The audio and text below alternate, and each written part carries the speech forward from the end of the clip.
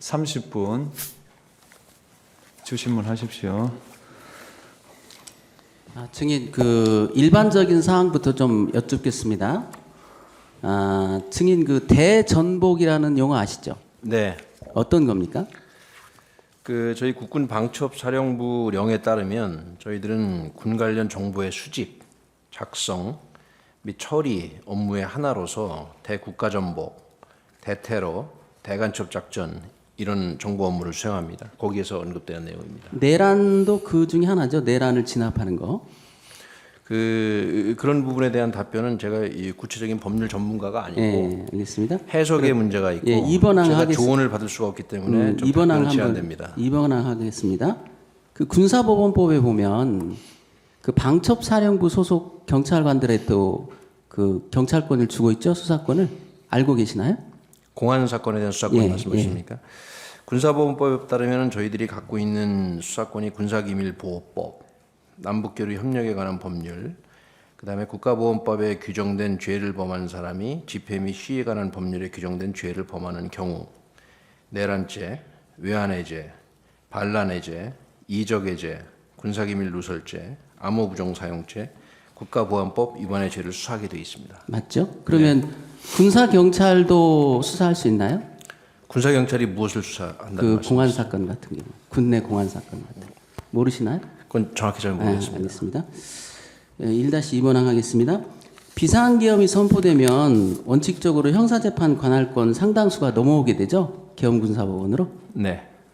그래서 국군 방첩사령부의 대전복 활동은 군내로부터 군인 군무원뿐만 아니라 민간인에 대한 것까지로 확대되죠. 저희 방첩사령부는 계엄법 제10조에 따라서 비상계엄하에서 군사법원이 재판권을 정하고 있는 그런 사안들에 대해서 임무를 수행합니다. 네. 특히 비상계엄이 선포되면 합동수사본부가 대부분 설치가 되죠. 알고 계시죠? 네, 그렇습니다. 그리고 합동수사본부장은 특별한 사정이 없으면 방첩사령관이 하고 있죠. 이것도 좀 설명이 필요합니다. 지금 증인이 신문사항을 보고 그냥 미리 답변을 준비한 걸 읽고 있는데 이게 증인이 증언한 방식이 좀 맞지 않는 것 같습니다. 신문사항을 미리 받아보는 건 맞지만 법정에서 기억나시는 대로 아니 제가 간단히 말해 알아듣습니다. 정인이요 편의 때문에 적어 오신 것 같은데 우리 건장 요령은 듣고 답하는 겁니다. 네. 그걸 약간 덮어 놓으세요. 기억이 안 날 때 잠깐 보는 건 괜찮은데. 왜 그러냐면 좀 법률에 관한 사항을 말씀하시니까 그런 거는 일일이 기억을 할 수가 없어서 그런 걸 메모를 보시고 네네. 그렇지 않은 거는 그렇겠습니다. 예. 예. 그러면 짧게 일반상을 마무리 짓겠습니다. 비상계엄이 선포돼도 군사법경찰관이나 특별군사법경찰관이 아닌 사람이 수사를 막 할 수 있는 것은 아니죠.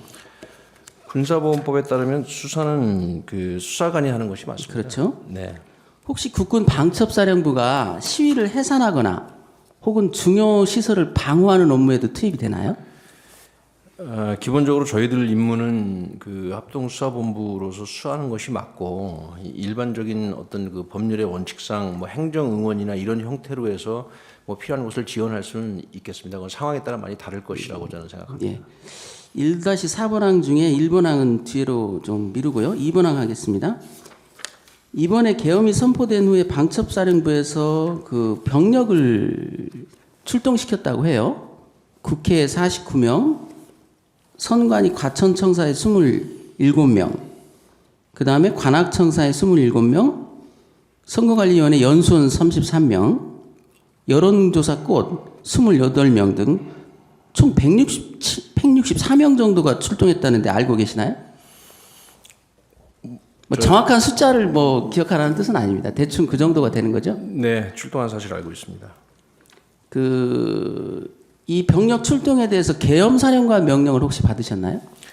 이 병력 출동에 관해서는 계엄사령관이 아니라 장관으로부터 지시를 받았습니다. 그렇죠. 평가 부분을 빼겠습니다. 2번항 한번 하겠습니다. 제가 편의를 위해서 좀 한번 신문 하자. 띄워지나?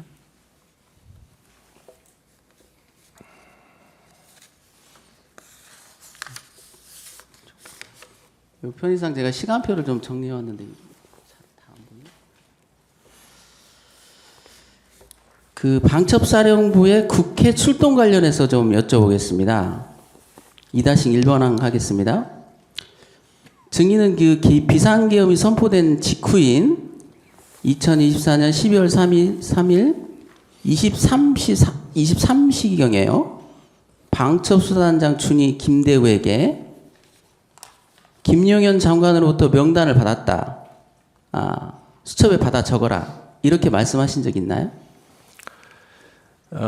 제가 이제 장관님으로부터 이제 지시를 받은 내용이 있고, 그다음에 자, 일단 제가 끊어서 물어보겠습니다. 혹시 명단을 받으신 적 있나요? 14명 정도? 제가 장관님으로부터 지시를 받은 사항이 있고, 그다음에 그 사항을 제가 이해해서 제 부하에게 얘기한 것이 있고, 왜냐하면은 그 변호사님께서 이 상황을 이해를 못하시고 이 단답형으로 제가 대답을 할 수가 없습니다. 왜냐하면 상황이 굉장히 복잡합니다. 그다음에 그 부하들은 또 각각 그 부하들에게 그 본인이 이 지시받은 사항을 전파하고 하는 이 과정에서 서로 이해하는 부분들이 조금씩 다 다릅니다. 이것은 진술을 통해서도 저도 증거 목록에서 확인을 했습니다. 따라서 오늘 이 자리에서 지시에 관한 부분이 어떻게 전파되고 어떻게 되는지는 재판장님 죄송하지만 형사재판에 관한 사항이라 제가 진술을 자세히 할 수 없습니다. 죄송합니다. 그 14명의 명단을 혹시 받으셨냐고 거기에 대해서도 답을 하시기가 곤란하신가요? 그 부분도 이 형사재판에서 정확히 다투도록 하겠습니다. 그 김대우 방첩수사단장은 그렇게 얘기를 합니다. 사령관님이 말씀하시기를 김용현 장관님으로부터 명단을 받았다고 저보고 수첩에 받아 적으라 이렇게 말을 했다고 합니다. 이게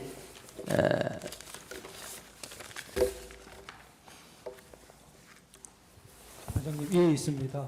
아까 전과 마찬가지로 그 조서를 말로 이렇게 하게 해주시고 제시되는 부분은 좀 참고해 이게 주시면 감사합니다. 갑 29호증에 몇 호증이던가요? 29호증에 10호증입니다. 29에 10.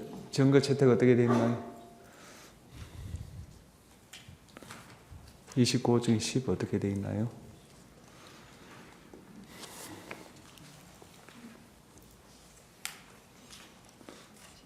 예, 채택되어 있습니다.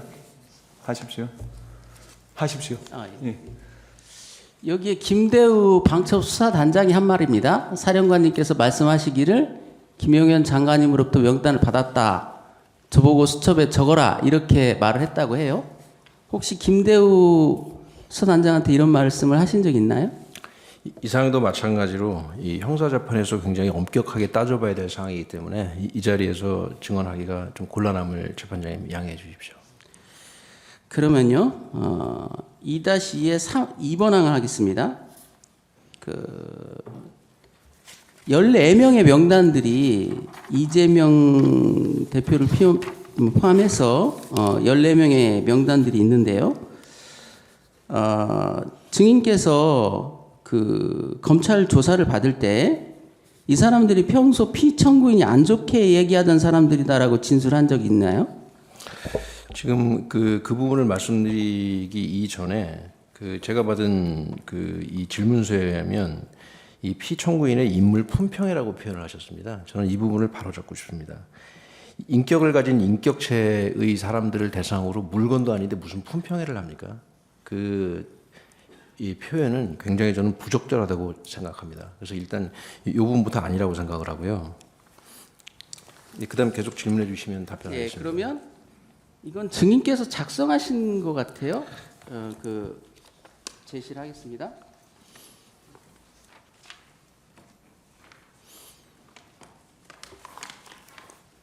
여기 보면 증인께서 작성하신 조서예요.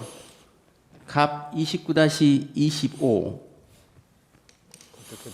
29-25 아직 채택 안 돼 있습니다. 그런가요? 그냥 이게, 그대로 물어보십시오. 예. 예, 조서를 인용하지 마시고. 예, 증인이 작성한 증인에 대한 조서기 때문에 제가 인물에 대한 품평회를 하면서 현재 사법체계 하에서는 이런 사람들에 대해서 어떻게 할 수가 없다. 비상조치권을 사용해서 이 사람들에 대해 조치해야 된다. 이렇게 혹시 말씀하신 적 있나요?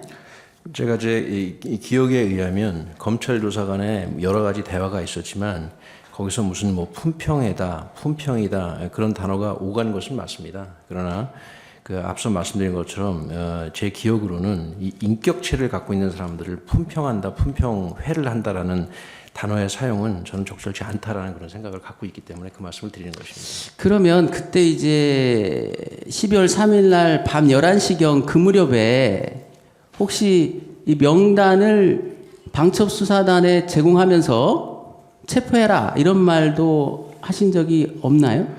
그 부분도 앞서 말씀드린 것처럼 그 형사재판에서 다뤄야 될 굉장히 중요한 사안이라 이 자리에서 말씀 못 드린 것을 좀 양해해 주십시오. 만약에 변호사님께서 뭐 괜찮으시면 그때 어떤 그런 지시 전파가 이루어졌던 방첩사의 상황이 어떤지는 제가 설명드릴 수 있습니다.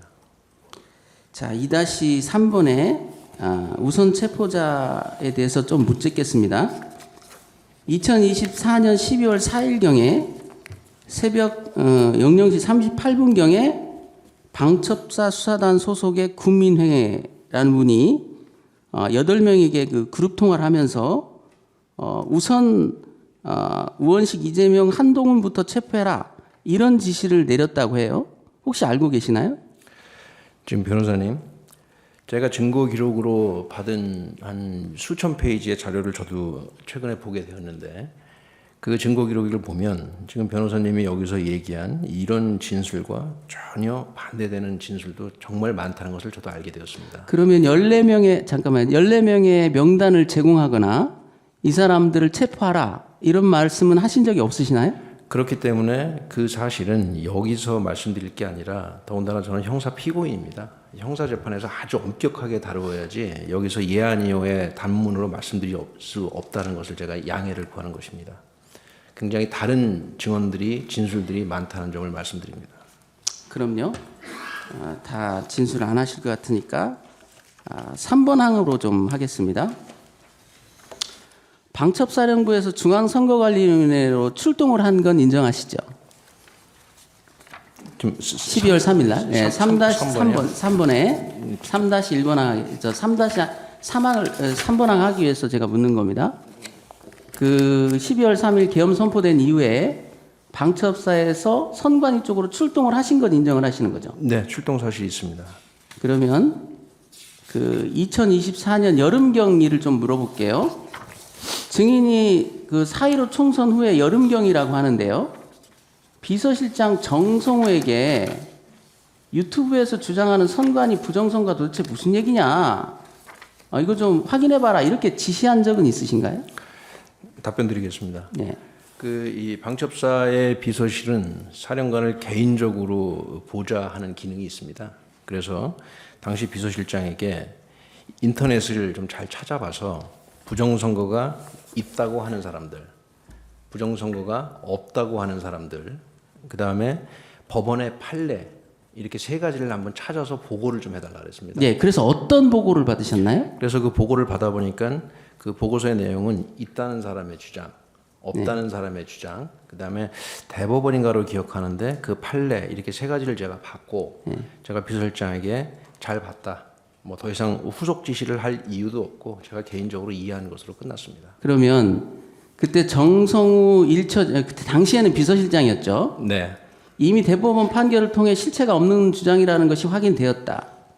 그 다음에 사전투표 관련 관리 부실과 부정선거는 구분돼야 된다.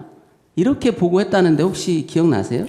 그것은 그 본인이 얘기를 한 게 아니라 그 보고서 제일 마지막 결론 부분에 써있던 표현입니다. 그래서 본인의 판단이라는 거죠. 그러니까 정성우 당시 비서실장의 판단이라는 거죠. 그 세부적인 사항은 모르겠습니다. 왜냐하면 혹시 그때 네. 정성우 당시 비서실장이 부정선거를 주장하는 사람들은 멀리해야 한다 이런 충고도 했다는데 기억나세요? 정성우 장군은 굉장히 현명하고 신중한 사람입니다. 그래서 그 친구는 저에게 좋은 얘기를 해줬을 것이라고 생각하지만 올 여름에 구체적으로 둘이서 무슨 대화를 했는지 기억하는 것은 저는 불가능합니다. 잘 기억이 안 나세요? 네, 그것도 필요하면 형사재판에서 잘 다퉈보겠습니다. 그러면 3-2번 항 좀 묻겠습니다. 그 2024년 11월 30일 일인데요. 혹시 기억나시는지 모르겠어요. 여기 표에 보면 11월 30일이 정리되어 있습니다. 11월 30일, 예. 오후 6시경하고 11시, 밤 11시경으로 이렇게 두 개의 사건이 있는데요. 당시에 그 증인께서는 국방장관 공간에 가서 국방장관과 저녁을 함께 하신 것 같아요. 기억나시나요? 네, 저녁 때였습니다. 예. 그때 국방장관께서는 증인에게 국회를 계엄군이 통제하고 계엄사가 선관위 여론조사 꽃 등의 부정선거들을 밝히면 국민도 창성할 것이다 이렇게 말했다는데 혹시 기억나시나요? 이 부분은 정확한 워딩의 기억이 중요한 게 아니라 제가 어떻게 이해했는지가 중요할 것 같습니다. 그래서 저는 이렇게 이해했습니다. 장관님 말씀이 뭐 계엄이 됐든 뭐가 됐든 간에 그것은 기본적으로 대통령께서 본인이 갖고 계시는 헌법적인 권한 내에서 당신에게 부여된 비상조치권을 행사하는 것이다. 그런 취지로 말씀을 하셨고 저는 그렇게 이해를 했고 그 과정에서 부정선거나 여론조작 의혹이 규명된다면 국민들도 계엄 선포를 한 것을 뭐 이해할 수도 있지 않겠느냐 이런 취지로 제가 이해를 했지 정확한 워딩까지는 솔직히 기억 알겠습니다. 안 납니다. 혹시 그날 잠시만요. 증인이 있습니다. 거기 시간표 저 부분은 그 신문사항 뒤에 붙여서 임의로 제출했던 것으로 저렇게 제시되어서는 안 될 것 같습니다. 자, 그날 증인이 식탁을 내리치면서 고성을 질렀다는 진술을 하신 적이 있는데 혹시 그 부분에 대해서 좀 구체적으로 설명을 좀 해줄 수 있으신가요? 다소 언성이 올라간 건 사실입니다. 그러나 그 언성이 올라간 이유는 제가 장관님께 계엄에 대한 평소 제 어떤 부정적인 견해, 소신 그거를 말씀드리면서 다소 언성이 올라간 것이지 상식적으로 생각해 봤을 때 육군 삼성 장군이 뭐 장관한테 그렇게 할 수는 없습니다. 식탁을 내리치신 건 사실인가요? 식탁을 내리친다는 것도 그냥 이렇게 뭐 자꾸로 해석하시면 그렇게 보일지 모르겠지만 저는 육군 삼성 장군이고 그분은 장관이십니다. 그 정도를 상식적으로 좀 이해해 주시기를 말씀드립니다. 그러면요, 이제 선관위 출동에 대해서 여쭤보겠습니다. 3-3번 항입니다. 증인은 2024년 12월 3일 오후 6시 20분경에 방첩사 1처장 정성우에게 선관위 위치가 어디냐고 물어본 적 있나요? 그날 이 저녁 때 말씀하시는 예. 18시 20분 말씀하시는 예. 것이죠. 이것도 굉장히 중요한 사실이기 때문에 형사재판에서 제가 정확히 따져야 될 사항입니다. 예, 그러면 그 다음에 한 밤 6시 20시경에는 우리가 선관위에 가서 서버를 카피하거나 뜯어와야 한다라는 말을 하신 기억은 나시나요? 이것도 마찬가지로 형사재판에 굉장히 중요한 사항입니다. 죄송합니다. 예. 그 1처장 정성우에게 증인의 지시를 전달받은 사람들이 그때 당시에 증인의 지시를 메모한 기록들이 있는데 거기에 보면 정성우 역시 이런 지시가 대통령과 장관의 지시다라고 말한 게 나오는데 혹시 1처장에게 이런 지시가 대통령 지시다라고 말한 적이 있나요? 제가 방첩사령관으로서 누구에게 어떤 말을 할 때 그것이 대통령님의 지시라고 얘기하는 경우는 거의 없습니다. 그런 이 상식을 가지고 생각해 보시면 대통령님은 국군 통수권자로 제 입장에서는 굉장히 높은 분입니다. 그분을 관련 근거로 해서 얘기했을 경우는 저는 거의 없습니다. 대부분이 제 바로 위에 직속상관인 뭐 장관님의 말씀을 뭐 전하면 전했겠지 뭐 대통령께서 이렇게 말씀하셨다. 그것이 더군다나 저 밑으로 내려가서 대통령의 지시다. 군의 체계상 그런 식으로 통상 얘기하지 않는다고 저는 생각합니다. 그러면요. 그런 선관위로 출동해서 서버를 카피하라는 등의 지시에 대해서 정성우 1처장이 법무실에 가서 질의를 했다라는 것은 혹시 보고를 받으셨나요? 제가 기억하는 바로는 정성우 처장은 법무실에 가서 그 검토를 받았고 그다음에 저에게 여기에 관한 그 결과 보고를 한 것으로 제가 기억하는데 뭐 사실 구체적인 워딩은 기억이 안 나지만 하나 머릿속에 기억에 남는 것이 디지털 자료의 무결성 뭐 이런 것들이 중요하다 그런 얘기를 저한테 한 기억이 있습니다. 허락하시면 제가 한 10초 정도만 좀 말씀을 좀 드리겠습니다. 변호사님, 저는 방첩사령관을 하면서 지난 1년간 한 대여섯 건 정도의 사이버 관련 사건을 직접 지휘한 사람입니다. 아니 됐습니다. 그 부분은 제가 이제 시간 관계상 죄송합니다. 나중에 물어봐 주시면 그 부분을 좀 말씀드리겠습니다. 그러면 3-5번항 좀 하겠습니다. 이 사건 계엄과 관련해서 그 정보사 주도의 이 수사단이 창설된다라는 그런 얘기를 혹시 알고 계셨나요? 그 사실은 전혀 알지 못합니다. 전혀 몰랐습니까? 네. 혹시 노상원 씨 그 평소에 만난 적 있으시나요? 계엄 전에? 그분은 뭐 오래 전부터 그냥 알고 계셨나요? 당연히 알던 사람입니다. 네. 혹시 계엄 직후에 그 정성우 1처장한테 노상원의 핸드폰 번호를 알려주고 연락해오라 이런 말을 하신 적 있으신가요? 그 부분도 형사재판에서 정확히 가리도록 하겠습니다. 죄송합니다. 그 핸드폰 번호 끝자리가 9481이라는 비아폰이었나요 혹시? 뭐 구체적인 번호는 지금 기억이 안 납니다. 그러면 이 그 노상원이 주도했던 수사 2단에서 그 노태학 그 선거관리위원장을 야구방망이로 위협하겠다 이런 내용도 전혀 몰랐던 거네요 그 당시에는. 나중에 뉴스 보고 알았습니다. 그러면 이게 원래 방첩사가 합동수사본부의 그 주체 아닙니까? 저희들은 법령과 작전 계획에 의거해서 계엄령이 발령되면 저희 작전 계획에 그렇게 되어 있습니다. 합동수사본부 구성을 의명 준비한다. 그렇게 되어 있습니다. 그러니까 예, 평소의 계획에 수사 2단, 정보사, 그러니까 합동수사본부나 그러니까 방첩사 국방부 조사본부 외에 다른 부대에서 수사관들이 파견돼서 합동수사본부 안에 들어오는 그런 계획이 있나요? 이 부분은 좀 설명이 필요합니다. 네.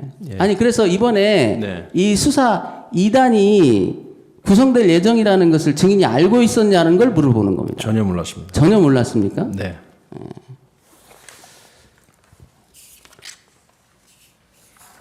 혹시 수사 2단에서 하는 그 선관위 직원들에 대한 조사 이런 것들에 대해서 혹시 증인이 반대했기 때문에 이런 현상이 일어난 거 아닌가요? 방첩사에서 맡아달라고 했는데 거부해서 이런 일이 벌어진 거 아닌가요? 지금 질문의 의도를 잘 모르겠습니다. 그러니까 제가 반대를 해서 무슨 말씀이시죠? 노상원 주도의 수사 2단이 만들어진다고 계획이 짜 있었지 않습니까? 그걸 전혀 모르셨다는 게 좀 이해가 안 돼서 그러는 거예요. 수사본부가 만들어지면 본부장은 방첩사령관이 하게 돼 있지 않습니까? 방첩사령관의 사전 양해 없이 방첩사령부 내의 수사 2단을 그것도 방첩부대원들이 아닌 정보사령부의 소속 인원들로 대거 채우는 그런 계획이 만들어졌다는 게 되게 이례적인 거 아닌가요? 저는 그 계획에 대해서 전혀 알지 못합니다. 알지 못합니까? 네.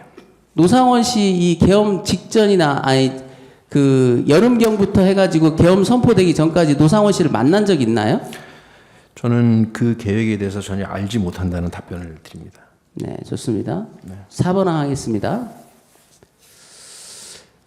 2024년 12월 4일 날, 12월 3일에서 4일 날 넘어가는 자정 무렵에요.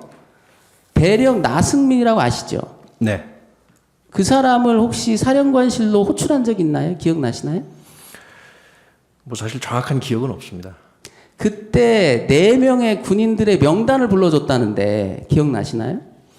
지금 이 질문지를 주셔서 저도 질문지를 보고 사실은 요 내용이 어렴풋이 기억이 났습니다. 이런 일이 있긴 있었던 거죠.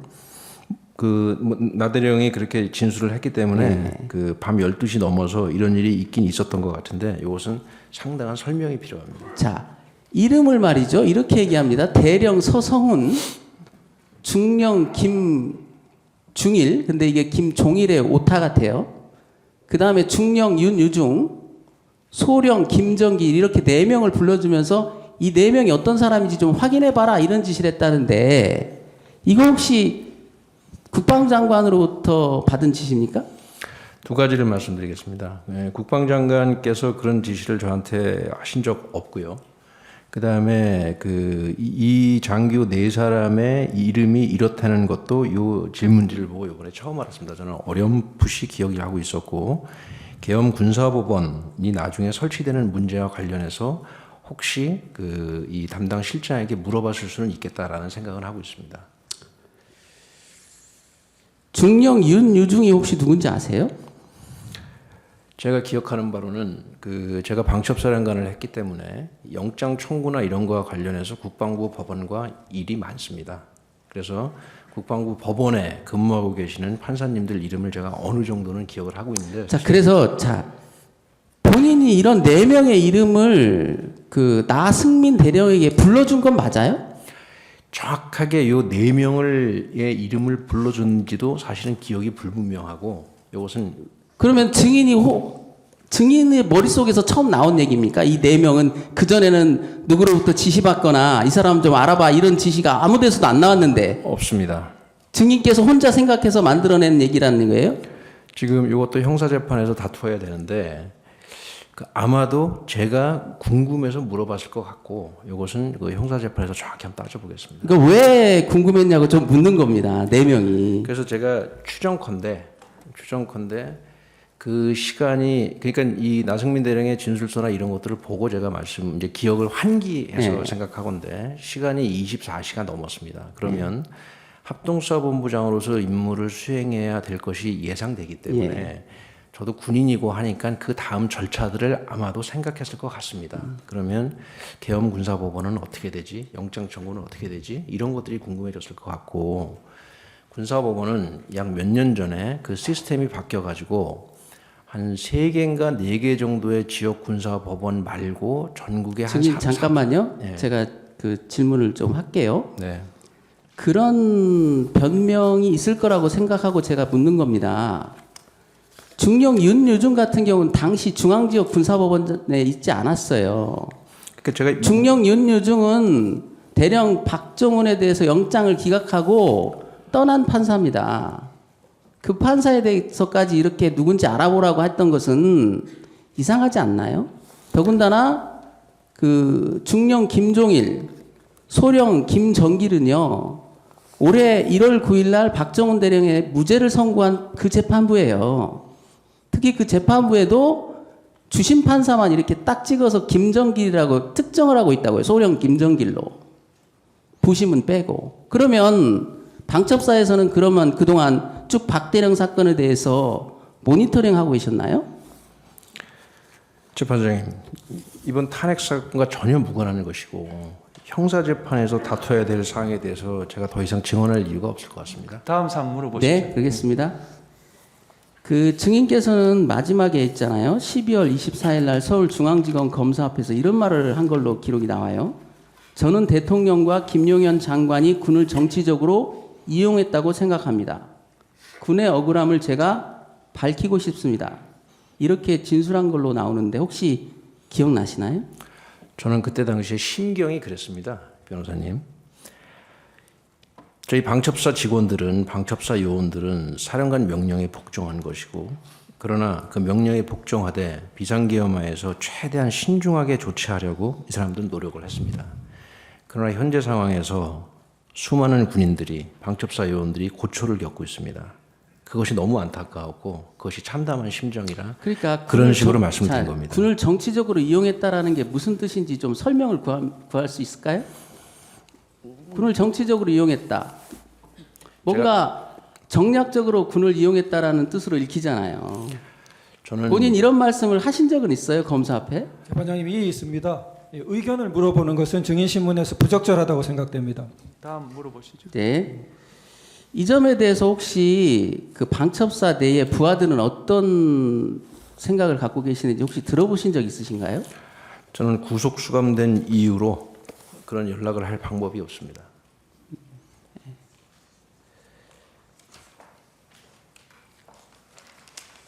네, 기타 사항 좀 하겠습니다. 증인은 2024년 12월 3일에 22시 30분에서 22시 40분 사이에 경찰청장 조지호하고 통화한 적 있나요? 정확한 시간대는 좀 더 따져봐야 되고 조지호 경찰청장님과는 통화한 적이 있습니다. 네. 정치인 15명 정도를 체포할 것인데 경찰에서 위치를 좀 확인해달라 이렇게 요청하신 사실 있나요? 저는 조지호 청장에게 2가지를 협조 요청한 것으로 기억을 하고 있습니다. 첫 번째는 법령과 작전 계획에 따라서 합동수사본부가 구성이 되어야 하니 경찰 인력을 좀 보내주세요. 두 번째는 그 특정 명단에 대해서 저희들이 위치를 알 방법이 없으니 위치 파악을 좀 요청합니다. 이것이 제가 기억하는 바입니다. 특정 명단을 이렇게 알려줬나요? 뭐 명단에 대한 구술은 있었지만 그 부분이 조지오 총장이 기억하는 것도 다르고 제가 기억하는 것도 다르고 해서 그건 형사재판에서 따져봐야 될 것 같습니다. 또 2024년 12월 3일에 같은 날이죠. 23시 6분경에는 국정원 1차장 홍장원과 통화한 사실 있나요? 홍장원 씨가 그 저에게 먼저 전화를 했습니다. 네. 네, 사실관계는 먼저 그렇고요. 그 다음에 홍장원과 전화 통화를 한 그 당시에 저는 좀 지휘통제실이 제대로 준비가 안 돼서 지하에서 5층으로 오르락내리락 엘리베이터에서 전화 받고 그래가지고 사실은 정확한 통화 내역은 기억이 안 납니다. 그러면 홍장원 1차장에게 14명 정도를 체포하려는데 또 위치를 좀 확인해달라 이런 말을 하신 기억은 나나요? 그 부분 마찬가지로 형사재판에서 좀 정확히 따질 부분이 홍장원 씨와 관련돼서는 많습니다. 그거를 좀 형사재판에서 따져보겠습니다. 한 가지만 뭐 말씀을 드리면 그 방첩사 내에서는 현재 분위기를 이렇게 말하고 있다고 해요. 여인원 사령관에 대한 실망감이 굉장히 크다. 자신의 영달을 위해서 부대원을 이용한 것이라고 생각한다. 이렇게 원망을 하고 있다는데 이 자리에서 그 부하들한테 한 말씀 해주실 수 있나요? 적극적인 개인의 의견을 묻는 것이고 또 이런 것들은 적절하지 않은 것으로 보입니다. 네. 개인을 아니 간단하게 얘기하면 안다니까 앉으세요. 예, 제안하겠습니다. 30분 반대 신문하십시오. 질문하겠습니다. 증인은 계엄 당시에 방첩사령관이었죠. 네. 방첩사령부는 예전에 보안대 기무사의 명칭이 변경된 부대로서 합동참모본부가 아니라 국방부 장관으로부터 직접 지휘를 받아 군 보안, 방첩, 수사, 정보업무들을 담당하죠. 네. 방첩사 참모장 이경민은 검찰에서 계엄이 선포되면 계엄사령관의 명을 받아 합동수사본부가 꾸려지게 되는데 방첩사령관이 합동수사본부장이 되고 그 밑에 합동수사단이 구성된다고 진술했는데 이 절차가 맞는지요? 그 앞서 말씀드린 것처럼 합동수사본부가 구성되는 것은 그 저희들 군인들의 용어로 말씀을 드리면 의명입니다. 의명. 명에 따라서 하게 될 것이다라는 뜻이고 그러나 통상 그렇게 될 것이 자명하기 때문에 훈련 시에는 합동수사본부 운영에 대한 훈련을 주로 합니다. 예, 알겠습니다. 그 합동수사단에는 경찰, 군사경찰도 들어와서 합동수사단장의 통제를 받게 되고 합동수사본부에는 합동수사단 외에 합수정보처를 두어서 원래 방첩사 고유의 기능인 정보 보안, 방첩 업무를 수행하는 거죠. 네, 일반적으로 맞는 말씀인 것 같습니다. 작년 12월경에 일부 언론에서 방첩사가 대북 작전도 기획했다라는 보도가 있었는데요. 이건 사실이 아니죠. 전혀 알지 못합니다. 증인은 2024년 11월 6일 또 11월 30일 국방부 장관을 만났을 때 장관이 계엄을 화제로 올리자 반대의 뜻을 표시한 바 있죠. 날짜가 언제라고 그러셨죠? 2024년 11월 6일, 그다음에 11월 30일. 그렇습니다. 제가 갖고 있는 부정적 소신에 대하여 장관님께 말씀드렸습니다. 예. 증인은 계엄 전날과 전전날, 그러니까 12월 1일, 2일 휴가를 신청했죠. 휴가를 다녀왔습니다. 예. 그 장관이 이 휴가를 허락하자 계엄이 현실적으로 임박한 것은 아닌 모양이다 이렇게 생각을 했죠. 그럼 그냥 상식적으로 생각하시면 될 것 같습니다. 큰 일을 앞두고 휴가를 가는 사람은 많지 않을 거라고 생각합니다. 예. 저기는 실제로 장본인 병간호 때문에 휴가 갔다 오셨죠? 네, 실제로 뭐 편찮으신 분이 있어서 다녀왔습니다. 예. 이 사건 계엄 발령 전날까지 증인은 휴가를 가고 또 방첩처장은 8168 부대를 지휘하며 계엄 발령 시 중요한 역할을 해야 할 주요 주기자인데 12월 1일에 폴란드로 출장을 간 상태여서 방첩사령부 이경민 참모장은 계엄을 전혀 예상하지 못한 상황이었다 이렇게 진술했는데 맞죠? 제 밑에 준장급 처장이 3명이 있는데 그중에 1명이 그 주에 폴란드로 출장을 간 사실이 맞습니다. 이것도 상식적으로 판단하시면 될 것 같습니다. 예. 그 계엄 당일에 지휘관 화성의 시설도 제대로 작동되지 않았고 또 수사단장을 맡을 장성을 포함한 다수의 영예 거주자들이 정상 퇴근해서 쉬고 있다가 급히 연락을 받아 부대에 도착하는 데만 한 1시간이 넘게 걸리는 등 도저히 미리 준비된 계엄이라고는 볼 수 없는 상황이었죠. 저는 그 비상계엄이 선포되고 국방장관께서 주관하시는 그 전군 주요 지휘관 군인들 말로는 VTC 화상회의라고 하는데 그 화상회의에 참석하지 못했습니다. 그 이유는 그 화상회의를 준비하는 그 쉽게 말하면 기술자가 다 퇴근해 버려 가지고 연결이 안 돼 가지고 그 화상회의에 참석도 못했습니다. 예. 일단 비상계엄이 발동되면 증인은 예규에 따른 조치 등을 이해해야죠. 평소 훈련한 대로 합니다. 예. 예규에 따른 조치는 합동 수사본부 설치 준비와 그에 부속된 시설 점검 이와 같은 일이죠. 주 비상계엄이 걸렸을 때 전시 초기에 해야 되는 주요 임무가 합동수사본부 구성을 준비하는 것입니다. 예규에 따른 조치는 군대의 특성상 무조건 또 자동적으로 이루어지는 것이지 사령관이나 간부의 개인적인 판단이 개입되는 영역은 아니죠. 그것은 뭐 자동적이라고 말씀드리는 것은 좀 그렇고요. 훈련한 대로 군인들은 뭐 하게 돼 있습니다. 예, 증인은 검찰에서 이 사건 비상계엄이 선포되고 나서 소극적 입장을 취하면서 되도록 말을 아꼈는데 다만 부하들은 증인의 이런 마음을 알지 못하였기 때문에 매뉴얼대로 행동하였다라고 진술하였습니다. 사실인가요? 그때 당시에 초기에 그 방첩사의 상황을 좀 말씀드려도 되겠습니까? 예. 그 22시 한 40, 첫 번째입니다. 22시 40분에서 22시 50분쯤에 영해 거주자 비상 소집이 발령됐습니다. 그리고 방첩사 사람들은 일반 전투 부대와 다르기 때문에 서울 시내, 경기도 곳곳에 흩어져서 삽니다. 방첩사 사람들이 영해 거주자 비상 소집이 완료된 시간이 그 다음날 새벽 1시입니다. 여기서 말씀드리는 것은 방첩사가 사전 준비가 되어 있지 않았고 지휘 통제 시스템이 제대로 갖추어지지 않았다는 점을 말씀드리는 것입니다. 두 번째, 각종 지시나 전파들이 문서화되지 않고 다 구두로 전파됐습니다. 더군다나 녹음 기능이 근본적으로 없는 비아폰으로 전파됐기 때문에 지시와 전파된 내용들의 정확한 워딩이 남아있는 게 없습니다. 세 번째, 더욱 중요한 것은 저희들은 군인입니다. 구두로 지시되고 전파된 사항에 더하여 평상시에 훈련하고 평상시에 작전 계획에 있고 평상시에 매뉴얼에 있는 내용들이 다 혼재가 됩니다. 내가 지시받은 사항인지 내가 평상시에 훈련 받아서 그때 내 입에 밴 용어인지 내 행동에 밴 어떤 습관인지 이런 것들이 다 혼조가 돼서 저 밑으로 내려가면 내려갈수록 도대체 지시받은 내용이 정확히 뭔지를 알 수가 없습니다. 이러한 세 가지 이유 때문에 아까 변호사님께서 말씀하셨을 때 제가 세부적인 워딩에 대해서 이 자리에서 말씀 못 드린다고 죄송하다고 양해를 구한 것입니다. 이것은 형사재판에서 정확하게 엄격하게 따져봐야지 예한 이하로 대답할 수가 없습니다. 그래서 이런 저간의 사정을 좀 감안해 주셨으면 좋겠습니다. 네, 14번은 아까 청구인 측 질문에 답변을 하신 것 같아서 생략하겠습니다. 그 조조 경찰청장은 그 방첩사로부터 수사본부 수사관을 보내달라고 요청을 받아 수사관을 보낼 계획이었고 또 실무 단계로 연락이 오겠구나라고 생각을 했다고 합니다. 그 증인이 조조 경찰청장한테 전화를 했을 때 전화하고 나서 이렇게 진술을 했는데 이 조조가 이렇게 방첩사로부터 수사본부 수사관을 보내고 이런 것들은 다 그 메뉴에 따라서 하는 거죠.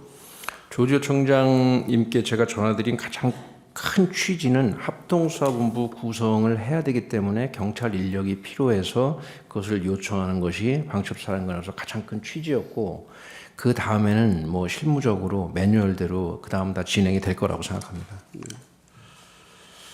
조조 경찰청장에게 그 위치 파악을 아까 요청을 했다고 말씀하셨는데요. 체포 협조나 이런 체포와 관련된 지시를 한 바는 없죠. 지금 세부적인 워딩에 대해서는 저의 일관된 답변은 아까 그러한 저간의 사정 때문에 형사재판에서 정확히 따져봐야 될 문제라고 저는 생각합니다. 예, 알겠습니다. 답변 못 드림을 죄송하게 생각합니다.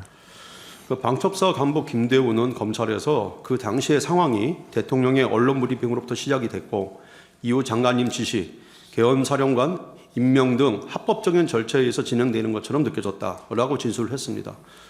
모두 합법적인 절차에 의해서 계엄 이후에 모든 진행이 된 것이죠. 오늘 오전에 군사법정에서도 공개적으로 말씀드렸지만 국군 통수권자께서 TV로 생중계되는 공개적이고 명시적인 비상계엄 선포를 그 짧은 순간에 그것이 뭐 합법인지 위법인지 그것을 생각한다는 것 자체가 군인들에게는 쉽지 않은 문제입니다. 예, 그러면 그 모든 과정이 매뉴얼대로 훈련한 대로 움직인 거죠? 앞서 말씀드린 것처럼 군인들의 특별한 사정을 좀 이해해 주시기 바랍니다. 예, 알겠습니다. 네, 군인들은 본인이 한 워딩이랑 내가 항상 입에 배 있는 용어랑 내가 항상 훈련한 행동들이 다 혼재가 되어 있습니다. 그것을 단편적인 한두 마디의 말을 가지고 이랬냐 저랬냐 이 시시비비를 가리는 것은 저는 적절치 않다고 생각하기 때문에 형사법정에서 정말로 엄격하게 따지기를 바라는 마음입니다. 예, 알겠습니다. 예. 그 방첩사 간부 정성우는 검찰에서 증인이 반드시 비무장일 것을 강조했다고 진술했는데 사실이죠? 사실입니다. 예. 당시 방첩사에서 출동하거나 관여된 모든 요원들은 직업군인들 맞죠? 그렇습니다. 증인은 비상계엄 선포 직후 지휘통제실로 내려오면서 메뉴에 따라서 참모장에게 영해 거주자 소집해라, 주둔지 방어태세 격상해라, 요인 경호 시행해라 라고 지시했죠. 이 부분도 요인 경호 그러니까 조금 오해가 있을 수 있는데 거기서 요인은 그 사령관을 지칭합니다. 아, 예. 네, 저희 작계상 용어를 그렇게 씁니다. 대통령님을 지칭하는 것이 아니라는 점을 제가 높아지면서 말씀드린 겁니다. 계엄 사령관을 지칭하는 거군요. 아니 저요. 아, 본인이요? 예. 예, 알겠습니다. 박완수 계엄 사령관은 검찰에서 새벽 3시경이 돼서야 계엄 상황실이 구성되어 합참 계엄과에서 일을 할 수 있는 상황이 되었던 것 같다라고 진술을 했습니다. 국회에서 이미 01시경에 계엄 해제 요구 결의가 이루어진 것, 그다음에 280명의 비무장 병력이 국회로 출동할 예정이었다는 점을 고려할 때 이번 계엄은 도저히 전통적인 의미의 통상적으로 이해되는 바의 그런 계엄은 볼 수 없죠. 저는 군인으로서 늘상 말씀드리건데 이번 계엄이 뭐 전통적인 의미가 무슨 말씀인지 모르겠습니다. 그러나 군인들이 평상시에 항상 훈련하고 준비한 그런 형태의 계엄은 아니라는 것을 말씀드리고 싶습니다. 예, 22번 생략하겠습니다. 23번 질문하겠습니다. 증인은 2024년 12월 10일 특수본 조사에서 진술한 바와 같이 대통령으로부터 현역 군인, 국회의원, 현역 국회의원이나 정치인 등 그 누구에 대해서도 체포하라는 지시를 받은 바 없다라고 진술했는데 맞죠?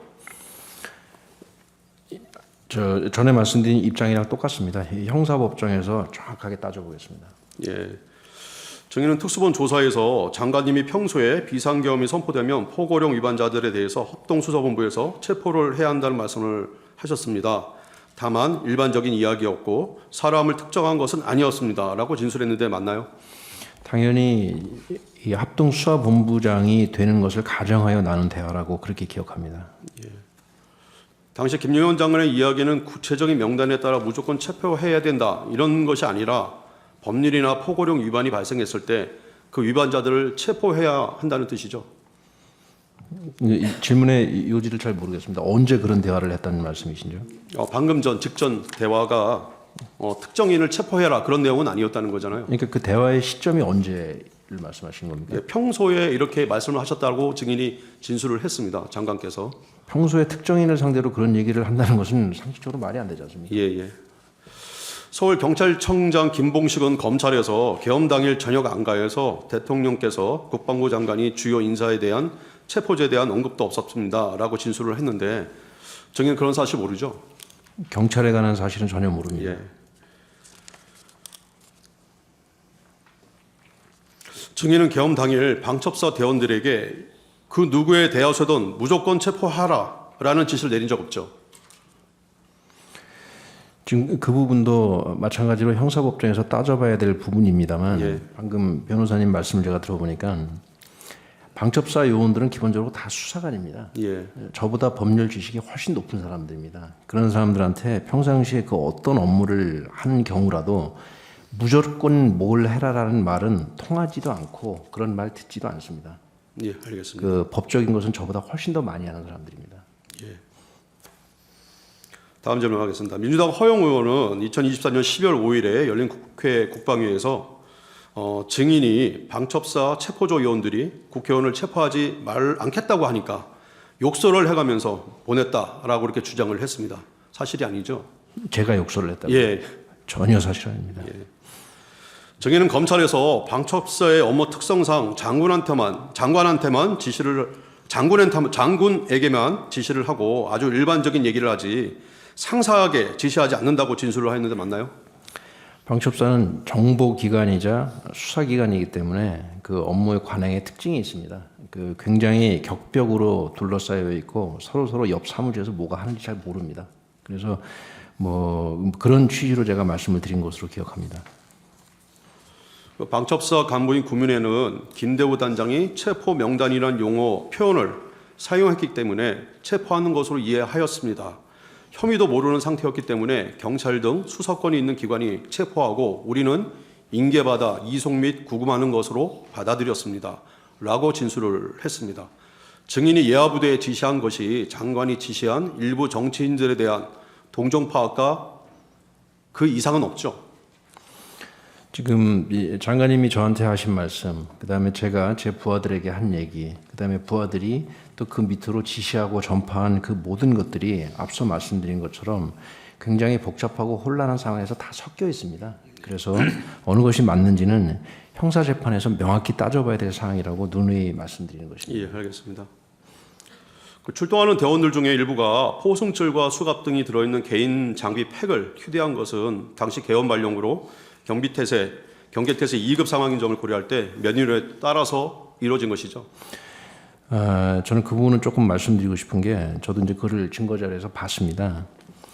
뭐 수갑, 포승줄 그건 어떤 의미냐면 기본적으로 군인들이 갖고 있는 기본 장구입니다. 기본 장구는 그냥 요만한 세게 들어 있습니다. 그냥 출동하면 들고 나가는 겁니다. 특별한 목적을 위해서 거기다가 넣어놓는 그런 것이 아니고 늘 훈련하면서 군인들이 쓰는 겁니다. 예. 그거를 그 안에 있는 하나하나를 가지고 다 의미를 삼기 시작하면 이것은 뭐 도저히 설명이 안 되는 것들이 너무나 많습니다. 그래서 그런 취지로 이해해 주시면 좋겠습니다. 예, 알겠습니다.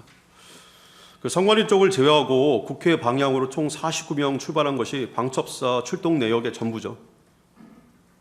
선관위 제외하고 국회로 출동한 49명이 국회로 출동한 사람 전부죠. 그 국회 쪽으로 가고 선관위 쪽으로 가고 그랬습니다. 저 명수까지는 뭐 제가 정확하게 여기서 알겠습니다. 기억이 안 납니다. 제가. 예. 그러면 그 국회 쪽으로 출발한 사람이 국회 울타리에 도착한 사람도 한 사람도 없었죠. 너무 늦게 출발했기 때문에. 그 상황을 좀 말씀드리면 방첩사 요원들이 평균적으로 출동을 개시한 시간이 12월 4일 01시입니다. 예. 01시에 출동을 해서 국회 방향으로 출동한 사람들은 그 요원들은 국회 경내에 진입도 안 했고 국회 외곽 도로 차량 안에서 대기하다가 철수 명령에 따라서 철수했고 선관위 방향으로 출동한 요원들은 중간에 가다가 다 돌아왔습니다. 도착도 못했습니다. 예. 선관위 등 출동과 관련해서 좀 질의 좀 하겠습니다. 방첩사 간부 이종우는 비무장 상태로 사복을 착용하고 나가라고 했습니다. 라고 진술했습니다. 증인이 이 사건 당시 예하 병력에게 비무장을 강조한 것은 맞죠? 비무장을 강조한 게 아니라 비무장을 지시했습니다. 예. 방첩사 사이버 보안실장 유재원은 검찰에서 과장들과 논의를 하다 보니 시간이 01시 가까이 되었습니다. 라고 진술하였습니다. 방첩사의 선관위 관련 팀들은 계엄 해제 요구 결의가 이루어진 12월 4일 01시경에 출발해서 목표지에 도착하기 전에 모두 되돌아오게 된 것이죠. 선관위 방향을 말씀하십니까? 예. 그렇습니다. 방첩사 간부 이종우는 제가 부대 위병소를 통과한 것이 12월 4일 01시 27분입니다. 특별히 출발을 독촉하는 연락을 받지는 못했습니다. 라며 디지털 포렌식 장비는 챙기지도 못했다고 진술했습니다. 증인이 장비를 챙기라거나 출발을 독촉한 사실도 없죠? 없습니다. 결국 국회로 출발했던 방첩사 인원이나 선관위 관련 4곳으로 출발한 방첩사 요원들은 목표지에 도착하기 전에 계엄 해제 결의가 이루어지는 바람에 한 명의 경찰도 만나지 않고 전원 부대로 복귀하게 된 거죠. 제가 알기로는 그렇습니다. 김여현 장관은 본 법정에서 출석해서 포고령 위반 가능성이 높은 자들에 대해 일단 동정 파악을 하라고 증인에게 지시했던 것이고 그 후 법이나 포고령 위반 사항이 현실화되면 그에 따라 조치가 이루어질 수 있다는 취지로 말을 했습니다. 라고 증언했습니다. 어떤가요? 앞서 말씀드린 것과 동일합니다. 서로 각인의 이해가 다르고 각인이 기억이 다 다르기 때문에 형사재판에서 엄격하게 따져봐야 될 문제입니다. 다만 거의 일치하는 것은 현장에서의 행동은 거의 일치합니다. 예. 현장에서의 행동이라 하면 앞서 말씀드린 것처럼 언제 출동했고 가서 뭘 했고 언제 복귀했고 이런 현장에서의 행동의 팩트 말고 각인의 기억과 말이 너무나 많이 다르기 때문에 그건 형사재판에서 따져봐야 될 문제입니다. 그러면은 김용현 장관이 뭐 무조건 체포해 와라, 무조건 잡아와라 이런 식으로 지시한 거는 없죠. 그것도 앞서 말씀드린 바와 똑같습니다. 다만 상식적으로 무조건이라는 말은 그건 상식에 맞지 않습니다. 그러나 정확한 워딩은 형사재판에서 따져봐야 됩니다.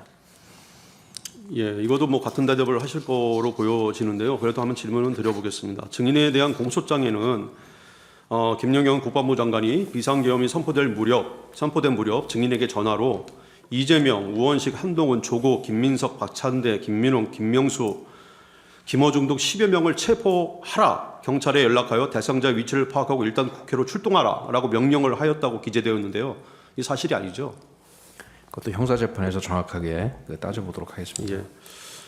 증인은 계엄령 선포 후에 동종 파악 대상자들이 포고령을 위반하는 경우 방첩사가 체포를 담당하는 것이 아니라 군사 경찰 등에 의해 체포된 사람에 대해 구군 장소로까지 이송하는 역할이 생길 수도 있음을 이야기한 바 있나요? 마찬가지로 형사재판 사항이기 때문에 형사재판에서 다투도록 하겠습니다. 예, 42번도 생략을 하겠습니다. 그 상부 지침에 따라서 계엄 사무를 수행했던 군인들이 이후 내란이라는 엄청난 죄목으로 여러 머리를 대는 상황에서 국회 울타리까지 가지도 못했던 증인의 부대가 대단한 체포작전을 벌인 것처럼 왜곡되게 보도되는 것이 억울하지 않습니까? 그 부분에 대해서는 기회를 주시면 제가 좀 드릴 말씀은 있습니다. 예, 말씀하십시오. 지금 오전에 그 군사법정에서도 말씀드렸지만 저는 당시 방첩사령관 책임자로서 정말 참담하고 정말 안타까운 심정입니다. 군인들은 명령에 따랐습니다. 이것은 변명하는 게 아닙니다. 비상계엄이라는 국군 통수권자께서 내리신 그 명시적이고 공개적인 명령에 따르지 않을 군인은 제가 볼 때는 없습니다. 그러나 분명히 구분해야 될 것은 그 다음에 구체적으로 부여된 지시를 저희들이 어떤 마음으로 어떤 신중한 태도로 했는지를 구분해서 생각해 주시기를 저는 간곡히 부탁드립니다. 저희들은 대한민국 군인입니다. 바로 옆에 있는 형제, 자매, 아들, 딸 다 대한민국 군인입니다. 상식을 가지고 있습니다. 그런 관점에서 군인들을 봐주시기 바랍니다. 그리고 만일 책임을 물으신다면 사령관 정도들이 전 책임을 져야 한다고 생각합니다. 제 밑에 부하들이 무슨 잘못을 했습니까? 그 사람들이 도대체 무슨 잘못을 했다는 것입니까? 너무나 안타깝습니다. 뭐 이 자리에서 드릴 말씀은 아니지만 정말 선처를 간곡하게 호소드립니다. 책임은 사령관들에게만 물어주십시오. 이상입니다. 홍정원 전 차장과 관련돼서 제가 좀 질문 좀 드리겠습니다. 증인은 계엄 당일 홍정원 전 국정원 1차장 전화를 받은 사실은 있죠? 있습니다. 홍정원 전 1차장과 방첩사가 업무적으로 같이 일을 할 이유가 있나요? 뭐 평상시에 일부 조금 있을 수는 있습니다. 1차장은 해외 정보팀 아닙니까? 네? 해외 담당 아닙니까? 뭐 구체적으로 말씀드리긴 그렇지만 홍장원 씨는 전혀 모르는 사람이 아닙니다. 예, 알겠습니다. 홍정원은 이렇게 증언을 했습니다. 12월 3일 23시 06분에 증인에게 전화를 하였는데 증인이 홍정원에게 국회는 경찰과 협조해서 봉쇄하고 있습니다. 선배님 이걸 도와주세요. 저희 체포자가 나가 있는데 소재 파악이 안 돼요. 명단을 불러드릴게요. 이렇게 말한 적이 있습니까? 지금 그 변호사님께서 여쭤보시니까 제가 좀 답변을 좀 드리겠습니다. 기본적으로 홍장원 씨와 제가 통화한 그 상황이 아까 말씀드린 것처럼 엘리베이터 타고 왔다 갔다 하면서 통화를 했기 때문에 사실 저는 정확한 기억이 없습니다. 그런데 구속 수감된 상태에서 그 사람이 뭐라고 얘기하는지 제가 볼 틈도 없었습니다. 그런데 요번에 제 재판 증거 자료를 보니 마침 그 안에 홍장원 씨의 인터뷰 내용이 있었습니다. 그 인터뷰 내용을 보면서 두 가지가 사실은 아주 이상했습니다. 재판 증거 기록에 의하면 그날 밤 10시 40분경에 제가 홍장원 씨와 통화하면서 국회는 경찰과 협조해서 봉쇄하고 있다. 지금 체포조가 나가 있는데 제가 그렇게 얘기했다고 홍장원 씨가 언론 인터뷰를 했더라고요. 앞서 말씀드린 것처럼 방첩사 요원들의 평균 출동 시간은 그 시간으로부터 2시간 후인 새벽 1시입니다. 제가 정확한 대화 내용은 기억이 안 나지만 2시간 전에 홍장원 씨와 그런 대화를 했을 것 같지가 않습니다. 이건 저는 증거는 없습니다. 그러나 상식선에서 그런 말씀을 드리는 겁니다. 이상입니다. 또 홍장원은 이런 얘기도 증인이 했다고 합니다. 1조 2조가 축차 검거 후에 방첩사 구금 시설에 감금 조사할 예정입니다. 그리고 지금 제일 급한 게 검거를 위한 위치 추적인데 위치 추적을 부탁드립니다. 라고 말을 했다고 합니다. 이런 사실이 있나요? 지금 그 말씀 처음 듣는 말씀인데 1조 2조가 무슨 말씀입니까? 네, 홍장원이 그렇게 얘기를 했습니다. 방첩사령관님이 홍장원한테 그렇게 얘기를 했답니다. 그러니까 재판장님 이 부분도 저는 지금 방금 얘기를 들으니까 그런 생각이 듭니다. 10시 40분, 50분 그때 통화해서 1조, 2조라는 말을 했을 것 같지도 않고 무슨 말인지도 모르겠습니다. 예, 이거 49번을 먼저 질문하겠습니다. 이거 좀 켜주십시오. 49번이 뭘 말씀하시는 거죠? 아닙니다. 예, 질문사항. 을 제 126호 중에 4 홍장원의 메모를 제시하겠습니다.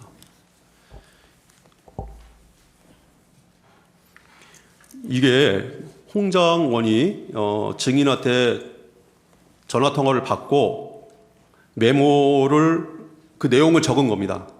적은 거를 다시 다른 사람한테 대피를 부탁해서 한 것이 맞죠? 이런 내용이 적혀져 있습니다. 여기 보면은 1조, 2조, 축차검거, 방첩사, 구금시설, 예, 이런 내용들이 적혀 있습니다. 이런 내용을 홍장원한테 얘기하거나 그런 사실 없죠? 앞서 말씀드린 것처럼 홍장원과 정확한 통화 내용이 기억나지 않고요. 예. 다만 제가 홍장원 씨가 인터뷰했던 그 내용을 제 재판 증거 기록에서 엊그저께 우연히 보게 되었는데 그거를 보면서 제가 정확한 기억은 안 나지만 정상, 상식적으로 좀 이상하다는 생각이 많이 든다는 그 말씀을 드리는 겁니다. 방첩사 지하에는 구금시설이 없죠? 그런 거 없습니다. 증인이 홍장원에게 체포해야 할 정치 명단을 불러준 사실이 있습니까? 그 부분도 형사재판에서 정확히 따져야 될 부분입니다. 예. 51번 생략하겠습니다. 그 홍장원은 자신이 대통령의 심의를 받는 사람이었다는 말을 하고 있고 또 증인이 자신에게 체포조 명단을 불러줬다는 등의 주장을 한 바도 있습니다. 혹시 홍장원한테 추가적으로 홍장원에 대해서 얘기할 게 있습니까? 별로 언급하고 싶은 사항 없습니다. 예, 알겠습니다. 이상입니다. 끝났습니까? 예. 제가 한 가지 확인하고 넘어갈게요. 자꾸 진술조서가 언급이 되어서 정인께서 수사기관에서 수사를 받으셨잖아요. 네, 그때 변호인이 선임되어 있었습니까? 있었습니다. 그러면 변호인 입회하에 조사를 받으셨습니까? 대부분 그랬습니다.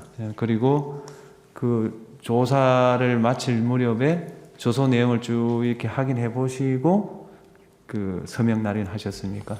조서 내용을 보고 서명 날인하는 것은 맞습니다. 네. 그러나 제가 이 법률적인 지식이 어찌 재판장님을 따라가겠습니까? 다만 형사 재판의 중요한 피고인으로서 그때 제가 검찰에 성실하게 답변을 한 내용도 지금 다른 사람들의 진술이나 이런 것을 제가 이제서야 봤기 때문에 다음 형사 재판에 성실히 임하면서 저는 엄격히 따져야 될 게 되게 많다고 생각합니다. 이게 법률적으로 무슨 의미가 있는지 모르겠으나 저는 상식적으로 그렇게 생각합니다.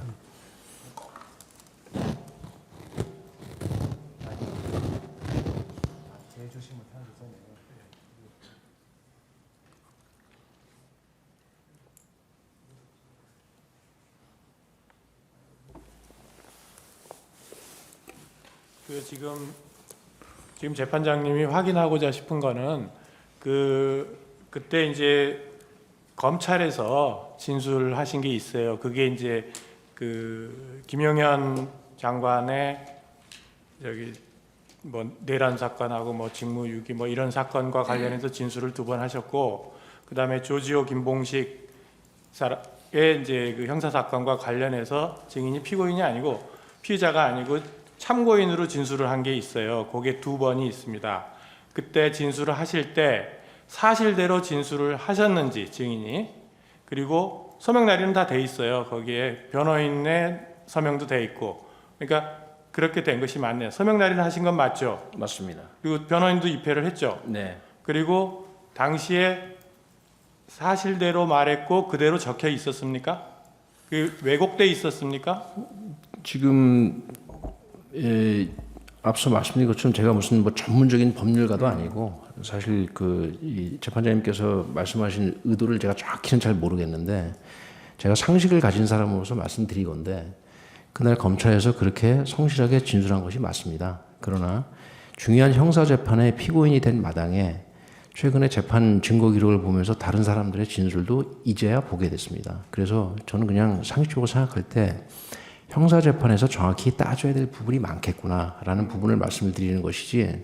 그러니까 그거를 네. 이제 약간 이제 법률적인 지식이 없으시니까 그런 말씀을 하시는 것 같은데, 이건 무슨 뜻이냐면 그 내용을 본인이 얘기한 것이 맞느냐만 묻는 거예요. 본인이 얘기한 대로 적혀 있느냐만. 왜냐하면 그거가 다른 얘기들을 다른 사람이 할 수도 있잖아요. 네. 그거는 당연히 나중에 따져보는 부분이고, 요 검찰에서 진술을 4번인가 하실 때 그 진술이 본인이 그대로 사실대로 얘기를 했느냐, 이걸 묻는 거예요. 본인이. 네, 나름 뭐 성실하게 답변했다고 생각합니다. 네, 됐습니다. 그럼 되겠습니다. 네. 그러면 아니요. 제가 지금 이해를 돕기 위해서 말씀드릴게요. 이 증거 채택하는 거는 정인한테 불리한, 그 재판 절차에 불리하게 작용하는 게 아닙니다. 이 재판에 증거로 쓸 수 있나를 물어보는 거고요. 정인이 뭐 어떻게 대답하든 저희들이 별도로 판단할 수 있지만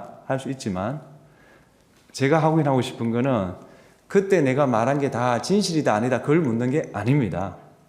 그건 당연히 정인이 잘못 말할 수도 있고 또 부족해서 한계 속에서 말했을 수도 있죠. 우리가 확인하고 싶은 그게 아니라 본인이 진술한 대로 기재되어 있었느냐, 그 다음에 그걸 확인하고 또 변호인도 입회하고, 그것만 문제 삼는 겁니다.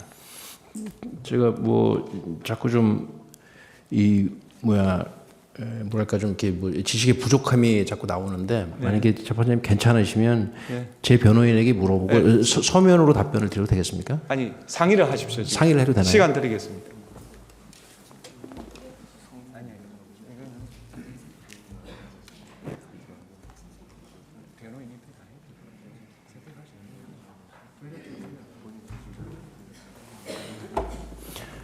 예, 저 변호인 조력을 받게 해주셔서 감사합니다.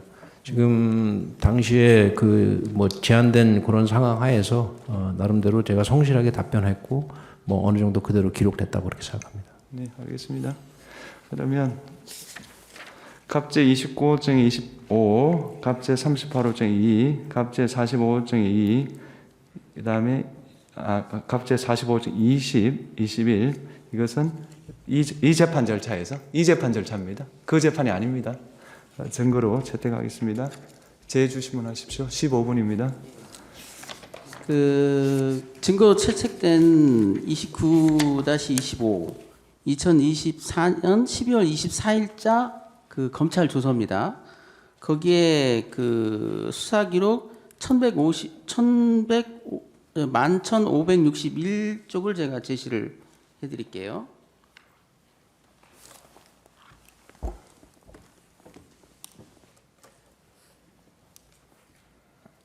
여기 보면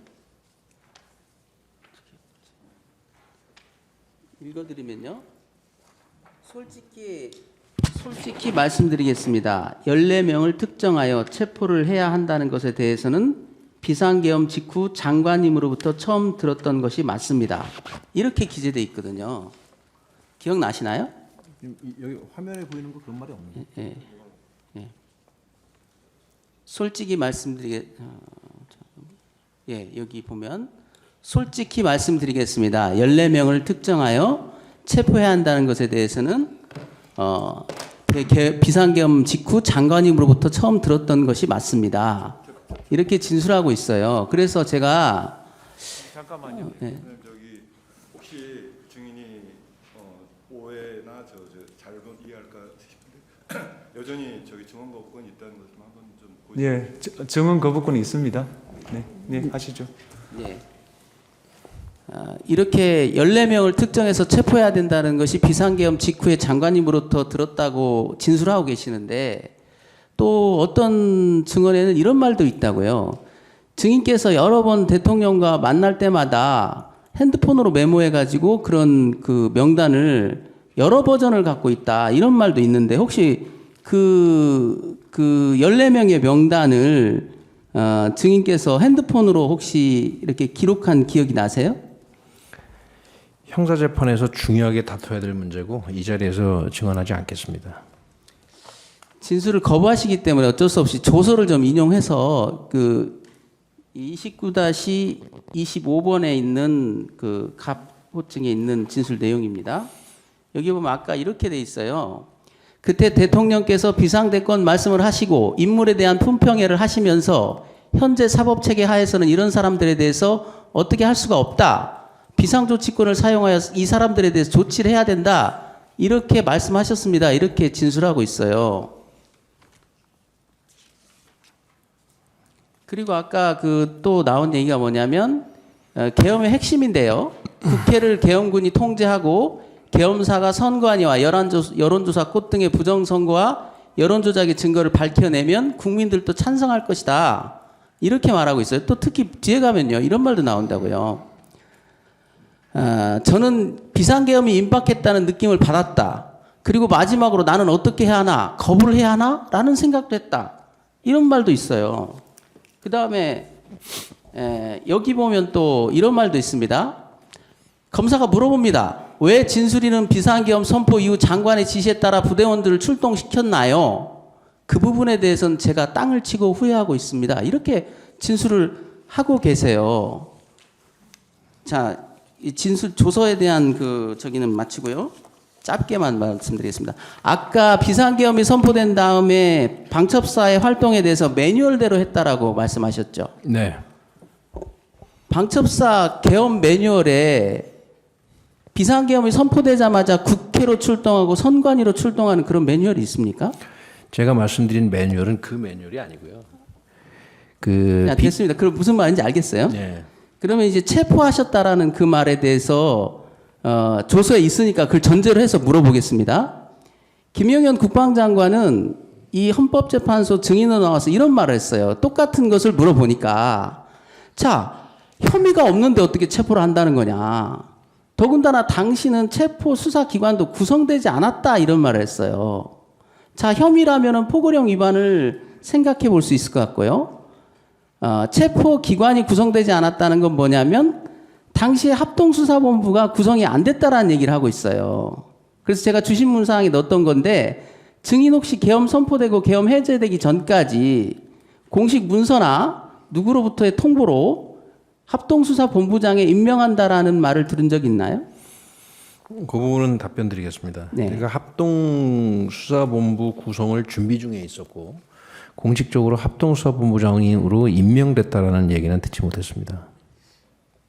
그런데 이렇게 체포하라고 활동하라고 출동을 명했다라는 게 좀 이해가 안 돼서 그래요.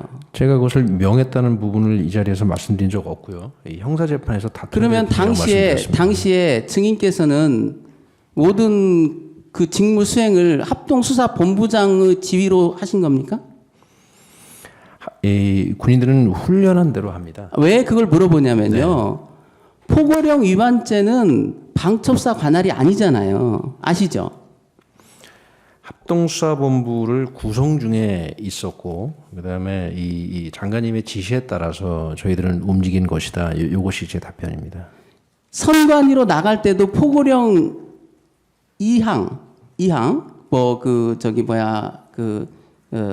거짓 뉴스, 가짜 뉴스 이런 거를 유포하면 안 된다. 이 조항 때문에 출동하라라는 지시를 받았다고 실무진들은 얘기를 하고 있다고요.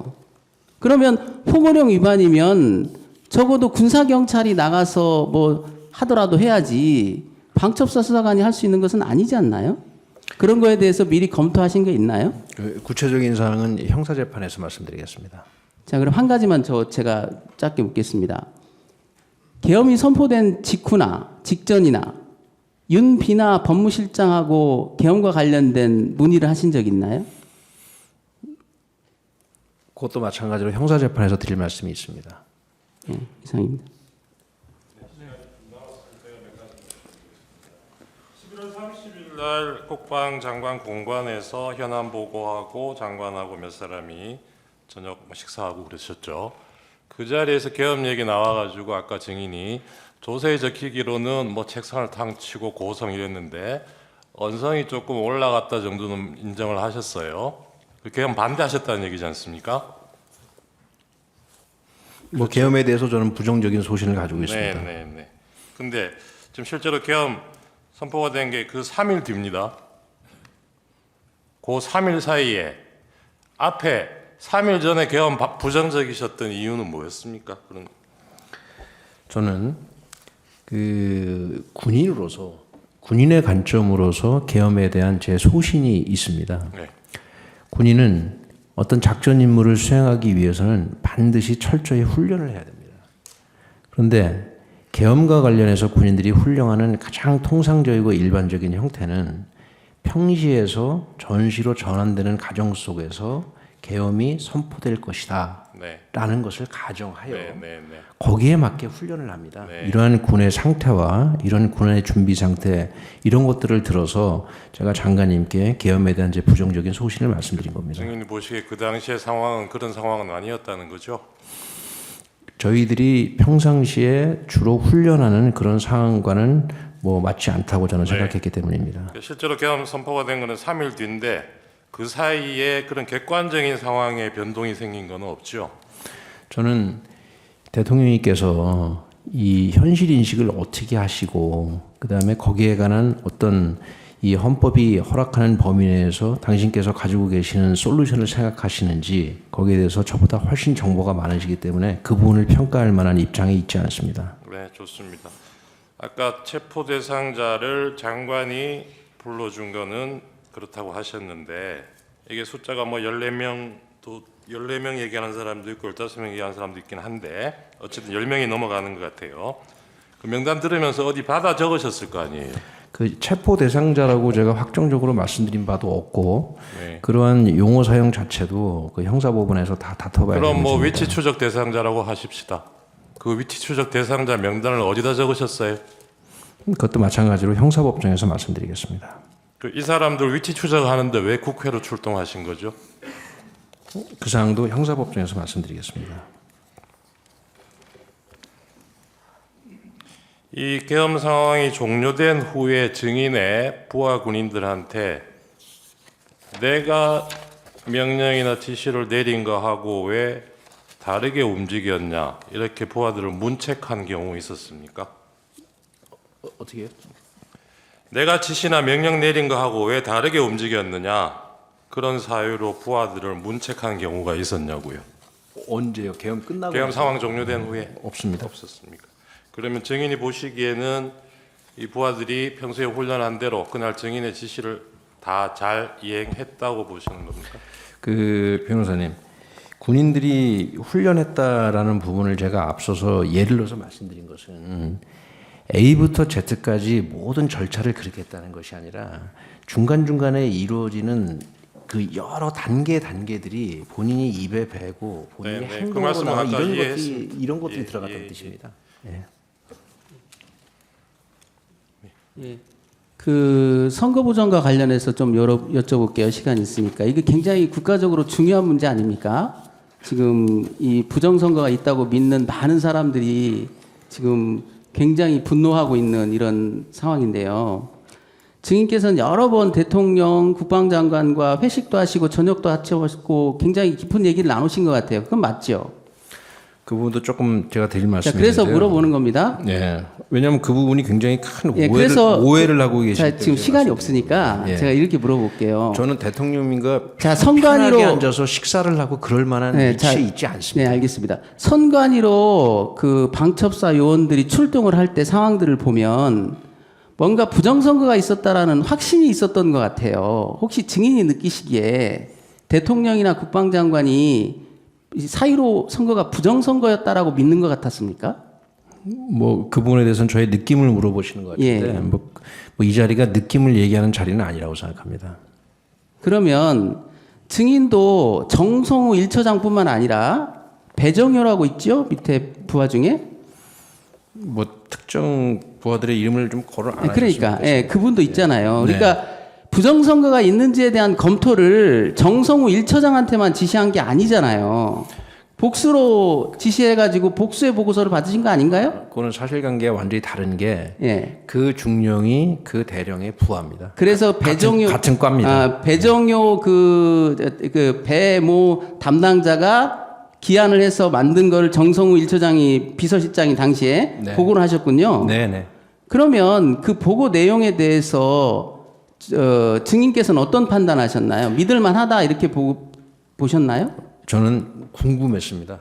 그래서 부정선거가 있다는 사람도 있고 예. 없다는 그래서 사람도 그분들은 다 결론을 내서 보고했다고 해요. 그게 그거 아닙니까? 이미 대법원 판결로 확정돼서 불필요한 논쟁이다. 그 다음에 자유민주주의 및 선거 시스템이 고도화된 대한민국 사회에서 실현이 어려운 얘기다. 그 다음에 사전투표 관련 관리 부실과 부정선거는 구분돼야 된다. 라고 말하면서 심지어 부정선거를 주장하는 사람들을 멀리하라라고까지 얘기했어요. 그분들은 증인께서 뭔가 부정선거를 주장하는 사람과 지금 가까이 있다라고 느끼기 때문에 이런 말을 한 거 아닙니까? 혹시 이 보고 검토를 지시할 때 왜 이걸 검토하라고 했는지 물어보신 적 전달한 적이 있어요. 그 실무자들한테 당시 비서실장과 그 부하한테 내가 왜 이걸 보통 방첩사령관이 궁금해하는 것은 나름대로 군정책이나 국가정책과 관계가 있기 때문에 궁금해하는 거 아닙니까? 이것도 공무원이에요. 그렇죠? 공적으로 임무를 시킨 거지 사적으로 임무시킨 게 아니지 않습니까? 그렇죠? 보고서를 만드셨습니까? 아니면 구두로 보고를 받으셨습니까? 재판장님, 제가 생각했을 때는 이것이 탄핵 심판과 무슨 관련이 있는지 저에게 왜 질문하는지 이해를 못하겠습니다. 그래서 여기에 대한 증언은 제가 굳이 할 이유가 없을 것 같습니다. 다른 질문 하시죠. 네. 그리고 한 가지만 더 시간이 있으니까요. 아까 그 군판사 4명에 대해서 어떤 사람이냐라고 알아보라고 지시한 것은 분명히 맞는 거죠? 저기요. 그거는 신문 제안에 있습니다. 예. 네. 이사님. 예.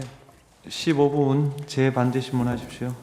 재판장님 잠시 있습니다. 아까 전에 3분 가량 저희가 시간을 남겼었습니다. 같이 하십시오. 네.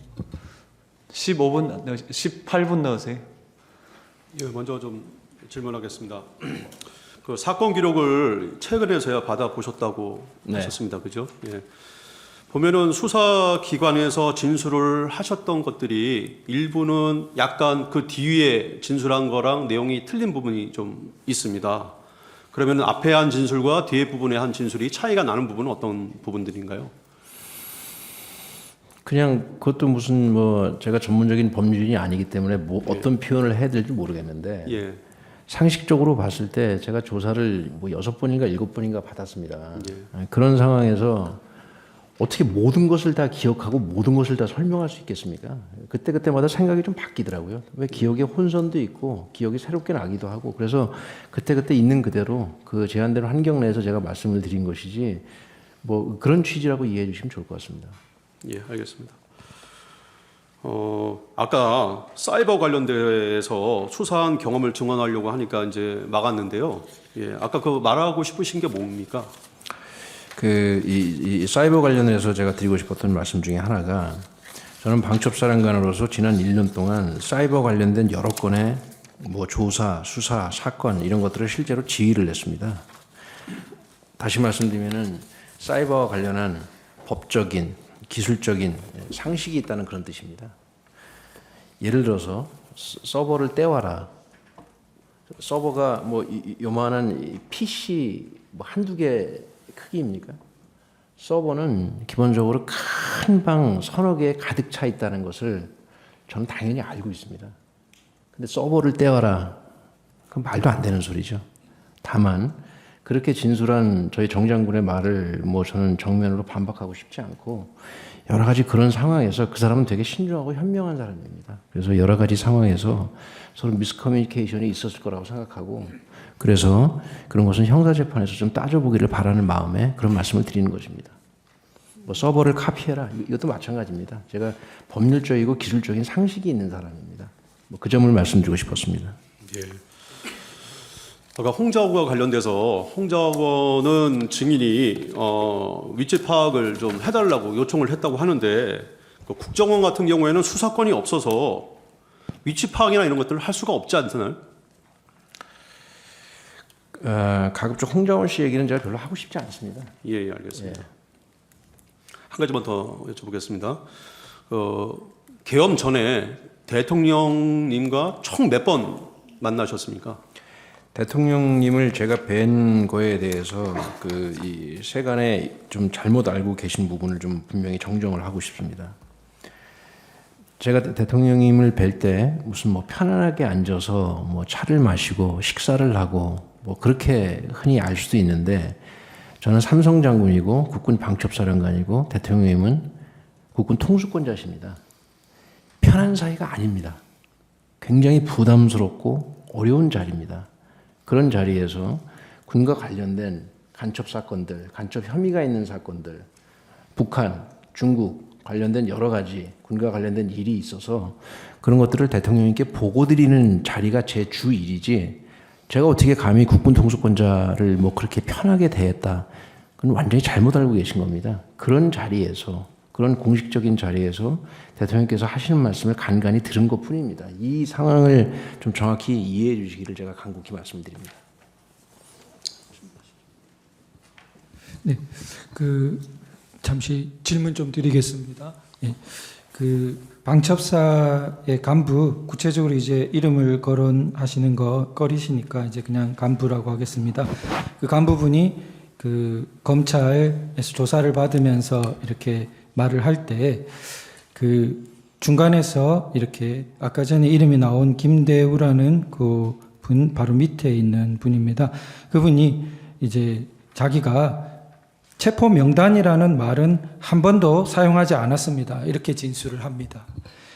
증인께서도 좀 전에 체포 명단이란 말은 쓰지 않았다. 이렇게 진술하신 것으로 저는 기억하는데 체포 명단이라는 말을 쓰시지 않았지요? 일관된 말씀입니다. 구체적인 워딩은 군인들이 갖고 있는 그 특성을 이해하지 못하시면 구체적인 워딩 하나하나가 마치 무슨 클루인 것처럼 자꾸 말씀하시는데 굉장히 오해 소지가 많다는 말씀을 계속 드리는 겁니다. 군인들은 훈련받은 사람들이고 말을 간명하게 하도록 항상 그렇게 훈련받습니다. 그러니까 머릿속에 있는 것과 내가 실제 행동하는 것이 말로 표현되는 것과 때로는 굉장히 많이 다릅니다. 재판장님, 군인들은 그렇게 얘기합니다. 적을 경멸하라, 디스트로이하라. 경멸하라는 것은 완전히 없애버리라는 뜻입니다. 근데 그것을 말 그대로 해석하면 이건 대화가 안 되는 것이죠. 그것은 하나의 전술적인 용어고 평상시 훈련받은 용어입니다. 체포명단, 검거명단, 습관적으로 나오는 말들이 저는 상당히 많다고 생각합니다. 그래서 형사재판에서 엄격히 다뤄야 된다고 제가 합리적으로 말씀을 드리는 겁니다.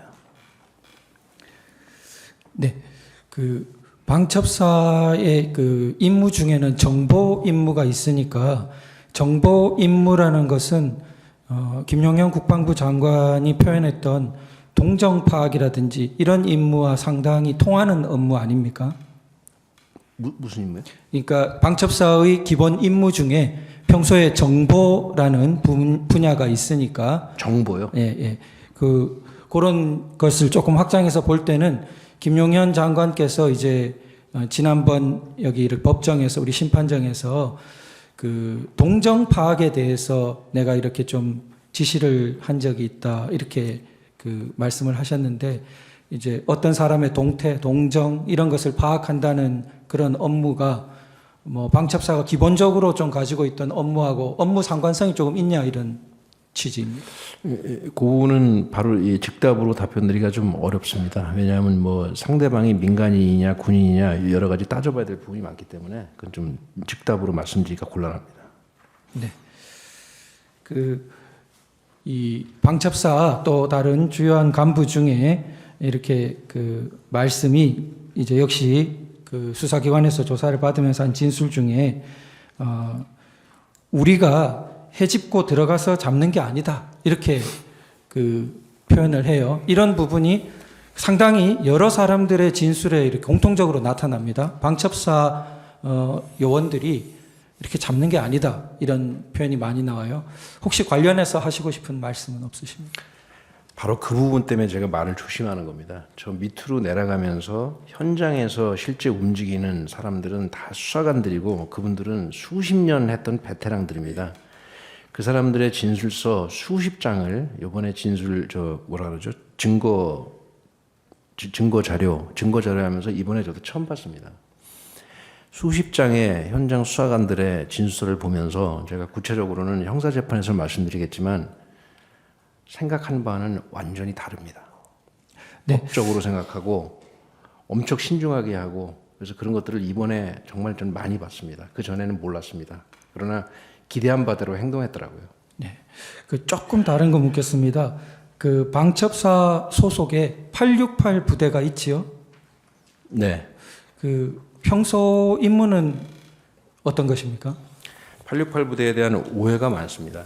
868 부대는 주 임무가 그 저희들 뭐 행사장이나 이런 데 가보면 무슨 뭐 엑스레이 뭐 게이트가 있든지 이런 것들을 운영하는 사람들이고 저희 말로는 뭐 검색, 검측 뭐 이런 거를 하는 그런 요원들입니다. 무슨 통상 명칭으로 뭐 경호부대 그러니까 뭐 그런 경우를 상상하시는데 그런 경우가 아니고 검색이나 뭐 검측이나 뭐 위험물을 탐지하거나 이런 것을 전문적으로 합니다. 물론 뭐 때로는 요인 경호를 할 수도 있습니다만 주 임무는 그런 게 아닙니다. 네.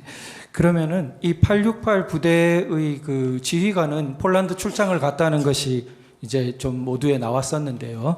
그러면은 계엄 당일날 밤에 이 868 부대가 뭐 움직인 게 있나요? 그냥 방첩사 요원의 일부로서 임무를 받고 움직인 겁니다. 868 부대 단위로 움직인 것은 없는 거죠? 그건 좀 제가 정확하게 기억이 안 납니다. 네, 알겠습니다.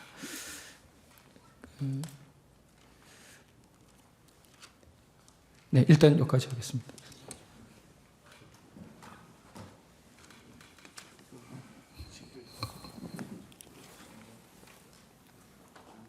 제가 몇 가지 여쭙겠습니다. 아까 그 소추인 측에서 그 부정선거 관련한 보고서 뭐 검토를 했었다라고 했는데 만약 그런 보고서가 작성이 됐다면 선관위의 서버나 어떤 그런 자료들에 대해서 기술적이고 전문적인 감정이나 검증을 거친 게 아니라 인터넷에 떠도는 판결문이나 그런 것들로 취합된 보고서인 거죠? 그 보고서를 뭐 어떤 관점으로 뭐 보시는지 제가 잘 모르겠습니다만 그 보고서는 인터넷에 떠도는 부정선거가 있다는 사람의 이야기, 없다는 사람의 이야기, 유튜브 이야기, 그리고 겸하여 법원에 판례가 있다고 하니 그 판례 이야기 이런 거를 그냥 쭉 갖다 쓴 겁니다. 그럼 무슨 뭐 굉장히 높은 수준의 보고서 생각하시는데 전혀 그렇지 않습니다. 그리고 방첩사의 소관 업무에 부정선거가 있든 없든 저희 소관 업무도 아닙니다. 그래서 그것을 실무부서에 지시한 것도 아니고 사령관을 개인적으로 보좌하는 비서실에 제가 하도 궁금해서 한번 물어본 겁니다. 그건 큰 의미를 두지 않으셨으면 좋겠습니다. 네, 아까 전에 예하 이렇게 여러 요원들 간부들이 신중하게 움직이셨다고 이렇게 표현하셨는데 저도 여러 가지 기록들 보면서 그런 느낌을 많이 받았습니다. 그런데 공통되게 많이 하고 있는 말이 인계를 받는다. 우리는 인계를 받는다. 그 다음에 우리는 이송한다. 이런 말이 공통적으로 아주 많은 사람들의 입에서 나오고 있습니다. 아까 그것은 단지 그냥 표현의 어떤 다른 것을 완곡하게 한 것이라기보다는 실제로 사령관 증인께서 염두에 두셨던 어떤 행위나 또 요원들이 이해하고 있었던 행위의 최대치도 결국은 그 범주에서 별로 벗어나지 않았던 것 아닌가요? 어떻게? 구체적인 워딩은 형사재판에서 다투겠습니다만 저희들이 기본적으로 갖고 있는 매뉴얼에 어떻게 되어 있냐면 방첩사는 기본적으로 수사관입니다. 수사관들이다 보니까 어떤 뭐 다중이 모여 있던 뭐 어떻게 됐든지 간에 그 현장에 뛰어들어서 뭐 누구를 어떻게 하고 그러는 게 아니라 그냥 수사관들처럼 생각하시면 됩니다. 인계를 받든지 뭘 어떻게 하든지 받아서 내가 가서 합동수사본부가 됐든 뭐가 됐든 간에 조사하는 거구나. 그러니까 법적인 것들을 생각하는 것이지 무슨 뭐 일반 그냥 기동부대처럼 뭐 어디 들어가서 무슨 뭐 시위를 진압하고 뭐를 어떻게 하고 그런 것 자체가 머릿속에 방첩사는 없습니다. 그날 그 국회로 출동한 사람들은 100% 수사관 자격증 갖고 있는 수사관들입니다. 그 수사관들이 어떻게 인식하고 어떻게 행동했을 것인지를 생각해 보시면 그 충분히 상상이 되실 거라고 보고 구체적인 워딩은 그래서 제가 형사재판에서 다뤄야 될 문제라고 제가 계속해서 말씀드리는 겁니다. 네, 증언 감사합니다. 이상입니다. 네, 증인이 KBS에서 12월 6일 날 인터뷰한 기사 내용을 보면은 그 체포구금 지시에 대해서 합수본부장으로서 정치활동 금지 등 포고령 위반 사건의 수사를 맡게 됐으며 이에 따라 경찰의 수사 준비를 위해 소수 인원에 대한 위치 확인 요청을 한 적은 있다. 이렇게 진술한 바 있는데 그렇게 기사화되어 있는데 맞습니까? 형사재판에서 정확하게 밝히겠습니다. 네, 또 이어서 소수 인원에 대한 위치 확인 요청은 장관으로부터 정치활동 금지 포고령에 근거해 정치인들에 대한 위치 확인을 지시받았기 때문이다라고 인터뷰되어 있는데 맞습니까? 그것도 마찬가지로 형사재판에서 밝히겠습니다. 네, 그리고 마찬가지로 기사에 대통령으로부터 체포나 구금 지시를 받은 적이 없다라고 인터뷰하셨는데 맞습니까? 대통령님으로부터 그런 지시를 받을 만한 위치에 제가 있지 않습니다. 네. 그래서 소수 인원에 대한 위치 확인이 안 된 상태에서 계엄도 종료됐다라고 진술한 바는 맞습니까? 그것도 형사재판에서 다투였습니다. 다만 그 방첩사가 평상시에 수행하는 임무를 고려했을 때 뭐 어떤 뭐 특정 사람들이라고 말씀드리겠습니다. 그 사람들에 대한 기본적인 정보 다시 말씀드리면 핸드폰 번호도 모르고요, 주소도 모릅니다. 기본적인 정보가 저희들한테는 없습니다. 네, 또 이어서 수방사 수감 시설은 계엄령 발령에 따른 매뉴얼에 따라 가용 시설인지 확인하는 수준의 조치였을 뿐이라고 인터뷰하셨다는데 그것도 맞습니까? 합동수사본부장이 될 것이기 때문에 뭐 그런 뭐 구금 시설, 뭐 계엄 군사법원 그런 것들을 제가 군인으로서 저도 훈련받은 사람입니다. 그런 것들은 자동으로 머릿속에서 다음은 뭐지라는 생각을 하게 됩니다. 그런 취지로 이해해 주셨으면 좋겠습니다. 네, 그 홍장원과 관련해서 뭐 진술하기 싫다고 하셨는데 한 가지만 여쭙습니다. 그 만약에 누구누구에 대해서 위치 추적을 하라고 했다면 사람 이름을 불러줬을 것 같은데 홍장원의 메모에는 사람 이름이 아니라 선관위원장, 전 대법원장, 뭐 노조위원장 이런 식으로 메모가 되어 있는데 그 증인의 기억에 누군가를 위치 추적하라고 불러줬다면 그런 직급이나 직책을 불러준 기억이 있나요? 홍장원 씨와 관련된 부분은 제가 형사재판에서 할 말이 많습니다. 거기 가서 하겠습니다. 정영식 재판관님, 예, 하시죠. 그 뭐 진술을 대부분 거부하시고 이러니까 이것만 물어보겠습니다. 선거관리위원회 과천청사, 관악청사, 연수원 그리고 여기에 병력을 출동시킨 거는 맞죠? 네. 그다음에 여론조사꽃에도 병력을 출동시킨 게 맞죠? 병력은 출동시켰지만 그 행위의 결과는 그 근처에도 못 가고 다 돌아왔습니다. 예, 하여튼 출동시킨 게 맞는데 왜 보냈습니까? 왜 보냈냐고요? 예. 저는 이 지시에 따랐습니다. 무슨 지시? 쭉 말씀드린 대로 제 상관의 지시에 따른 것입니다. 그 상관이 누구냐는 말하기가 어렵습니까? 아니 상관은 당연히 장관이시죠. 장관의 지시에 따라서 갔다. 네. 근데 그 장관의 지시가 뭐 그냥 가라 그러지는 않았을 거 아닙니까? 그 재판장님 죄송하지만 그 부분도 형사재판에서 제가 자세히 말씀드리겠습니다. 지시를 받아서 간 건 맞는데 네. 그 내용이 어떤 것인지는 여기서 말하기 곤란하다. 예, 알겠습니다. 마치겠습니다. 이거 하고 드리겠습니다. 예. 김영도 재판관님. 예. 증인은 계엄을 계속해서 반대하셨잖아요. 그 11월 9일 국방부 장관 공관 모임이 있었죠. 9일이요? 11월 9일이 있었고 11월 30일이 있었고 네. 9일자를 물어보는 네. 겁니다. 이제 9일 때 이제 그 김용현 장관이 이제 뭐 대통령께서 탄핵이 남발되고 예산이 삭감되니까 어려움이 많아서 비상조치를 해야 하는 것 아니냐 이런 말씀을 하셨고 장관도 생각이 똑같다 뭐 이런 얘기하니까 증인이 반대했잖아요. 9일이요? 9일. 그 30일 아닙니까? 아, 예. 그 예. 9일에는 대통령이 왔죠. 나중에. 나중에 잠깐 들리셨죠? 잠깐 들렸잖아요. 예. 그 예. 에이펙 출국 전이었으니까. 네. 예. 이제 그때 하여튼 그랬고 이제 30일 날 또 이제 그 국방부 장관 공관에서 다시 모였잖아요. 이제 모인 게 아니라 저 혼자입니다. 아, 예. 예. 그러니까 국방부 장관하고 증인하고 둘. 다른 여러 가지 업무가 있어서 보고 드리러 들어갔었습니다. 아, 그랬군요. 네. 근데 이제 그때 이제 장관께서 이제 그 김용현 장관이 조만간 계엄을 하는 것으로 대통령이 결정하실 거다 이렇게 얘기를 해서 증인이 막 흥분하면서 반대했다고 하는데 맞습니까? 그 재판관님, 제가 이제 검찰의 진술한 여부도 있지만 네. 정확한 워딩은 이 형사재판에서 정확히 말씀드리겠습니다. 아, 예. 그때 그 김용현 장관이 국회를 계엄군이 통제하고 계엄사가 선관위와 여론조사 꽃 등 부정선거와 여론조작 증거를 밝혀내면 국민들도 찬성할 것이다. 이런 거를 김용현 장관이 얘기한 적이 있었나요? 그 앞서 이 청구인 변호사님이 질문하셔서 제가 답변을 드렸습니다. 그때 뭐 정확한 워딩보다는 제가 어떤 취지로 이해했는지를 제가 답변을 앞에 드렸습니다. 그 답변 다시 드릴까요? 예, 좀. 예.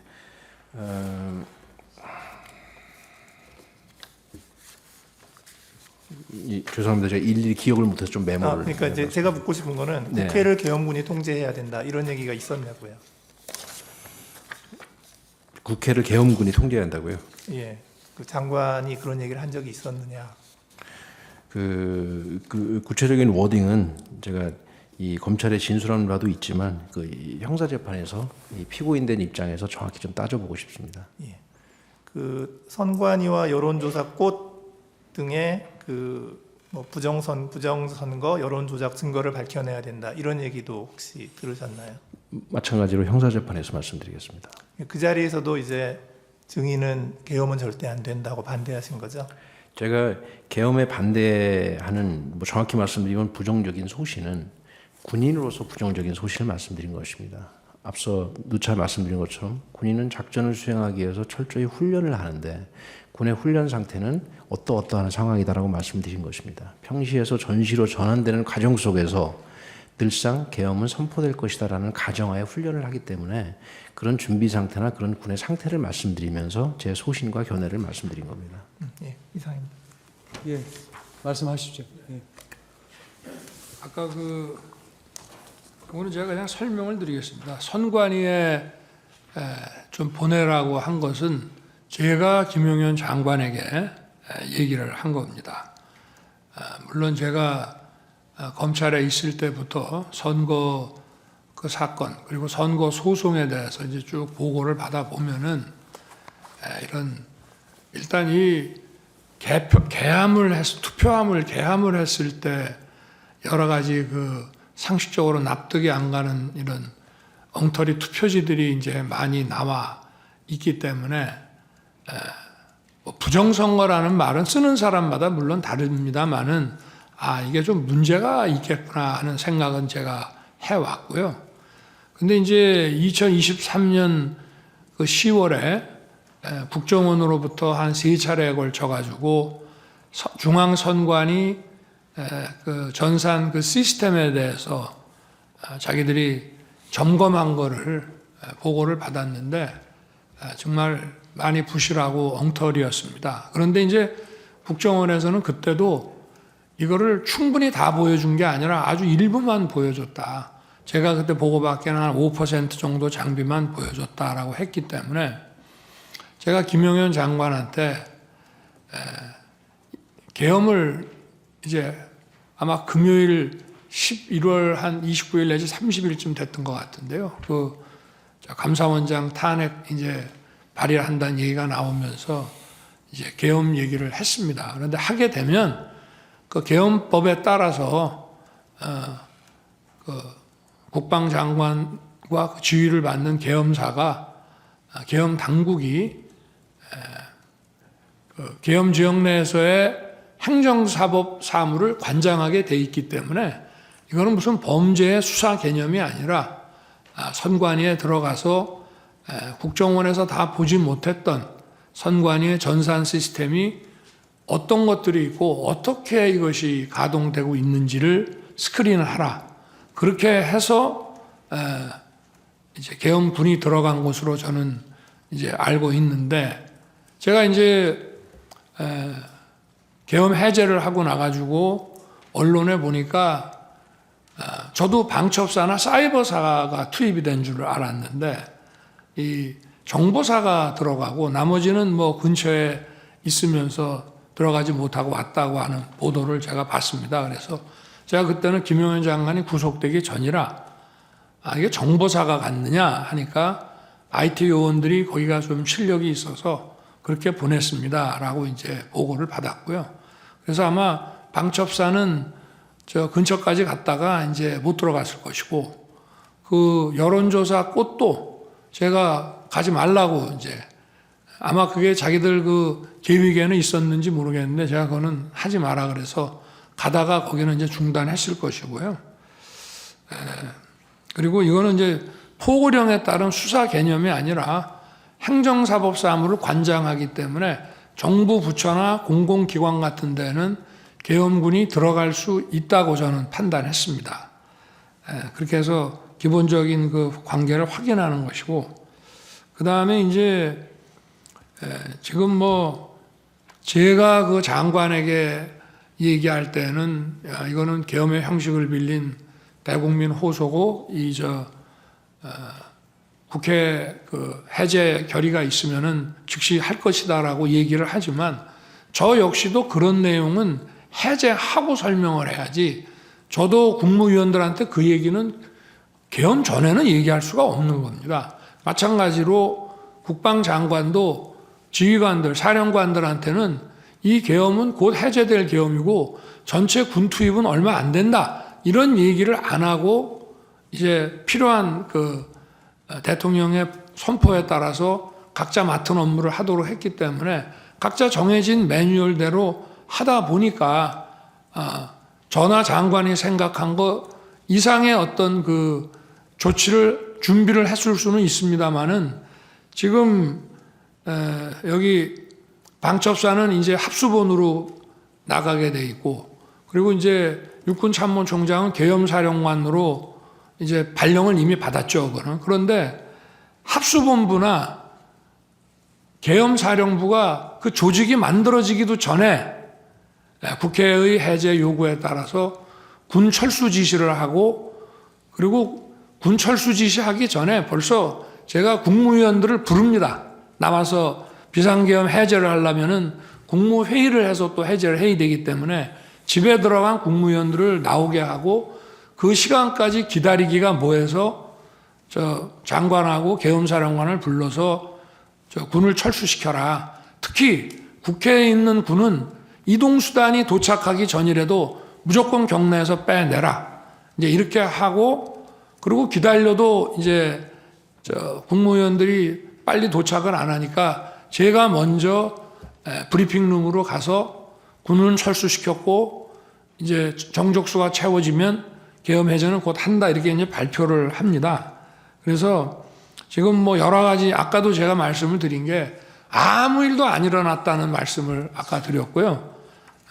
이번에도 역시 지금 뭐 방첩사도 많은 사람들이 조사를 받았습니다만은 방첩사 본연의 일이 아니고 방첩사가 합수본으로 이제 역할을 맡게 돼서 하는 업무인데 합수본 자체가 지금 저 방첩사령관이 합수본부장으로 장관에 의해서 임명만 받았지 합수본 자체의 구성이 하나도 안 돼 있었습니다. 그 상태에서 해제가 됐고 아무 일도 안 일어났다는 말씀을 드리고 계엄사 역시 마찬가지고요.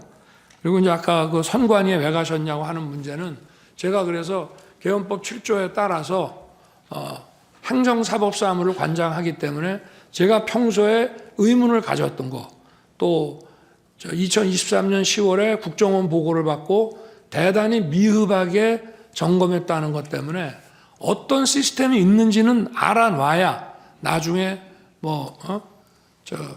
국정조사를 통해서든지 아니면 여론 이런 걸 통해서든지 봐야 되겠다라고 생각했기 때문에 점검을 하도록 시킨 것이고, 실제 가서 무슨 군인들은 이제 그런 장관의 이런 계엄 선포와 장관의 지시가 있으면 뭐 서버를 압수하네 뭐네 이런 식으로 생각할지 모르지만, 제가 내린 지시는 가서 무슨 장비가 어떤 시스템으로 가동되는지 보라는 거였고, 실제 아무 어떤 압수 내지는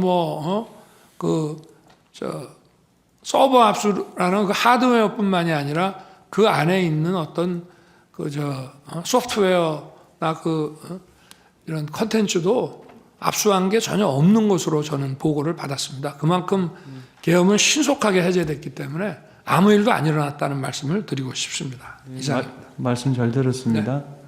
혹시 소추위원 하실 말씀 있으신가요? 예. 잠깐만요. 정의는 돌려보내도 되지 않을까요? 그러면 먼저 하나 제가 질문을 해도 되겠습니까? 그건 안 됩니까? 네. 그러면 그냥 요 말만 할 테니까 좀 요 말만 듣고 가시면 좋을 것 같습니다. 네. 바로 이 헌법재판소 재판정에서 이런 말이 나온 적이 있습니다. 요즘 군대가 어떤 군대인데 반민주적이고 부당한 지시를 따르겠냐, 이런 말이 있었습니다. 근데 아까 증인은 군인은 상관의 지시에 무조건 충성하고 복종하고 따라야 된다라는 취지로 말씀을 하신 것 같은데, 어떤 것이 맞는 것인지는 제가 지금 확인하고 싶은데 그런 기회를 주시지 않기 때문에 안타깝습니다. 무조건이라고 생각하지 않습니다.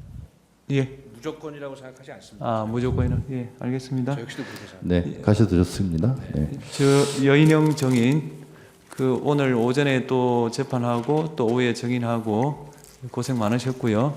예, 안녕히 돌아가십시오. 예.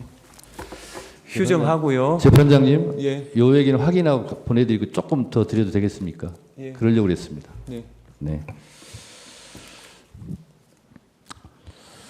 오늘 주로 재판정에서 나왔던 가장 강력한 어딩이 아마 체포라는 단어일 겁니다. 근데 제가 듣고 있자니 말한 사람은 있는데 들은 사람은 없는 것 같고, 들은 사람은 있는데 또 말한 사람은 없는 것처럼 이렇게 오늘 증언들이 이어지고 있어서 안타깝습니다. 말을 했는지 말을 들었는지 또 이 자리에서는 말할 수 없다라는 그런 증언들을 들으면서 오늘의 증언들이 또 방송으로 중계가 될 텐데 국민들이 너무 답답하지 않을까 그런 생각이 듭니다. 아무 일도 일어나지 않았다라고 말씀을 하시는데, 아무 일도 일어나지 않았으면 오늘의 헌법재판소의 이 심판, 이 법정이 없었을 것입니다. 아무 일도 일어나지 않았다라는 부분에 대해서 절대 동의할 수 없고, 아무 일도 일어나지 않았는데 하늘의 별 따기라는 그 군 장성들이 지금 구속되어서 재판을 받아야 됩니다. 안보상으로나 그리고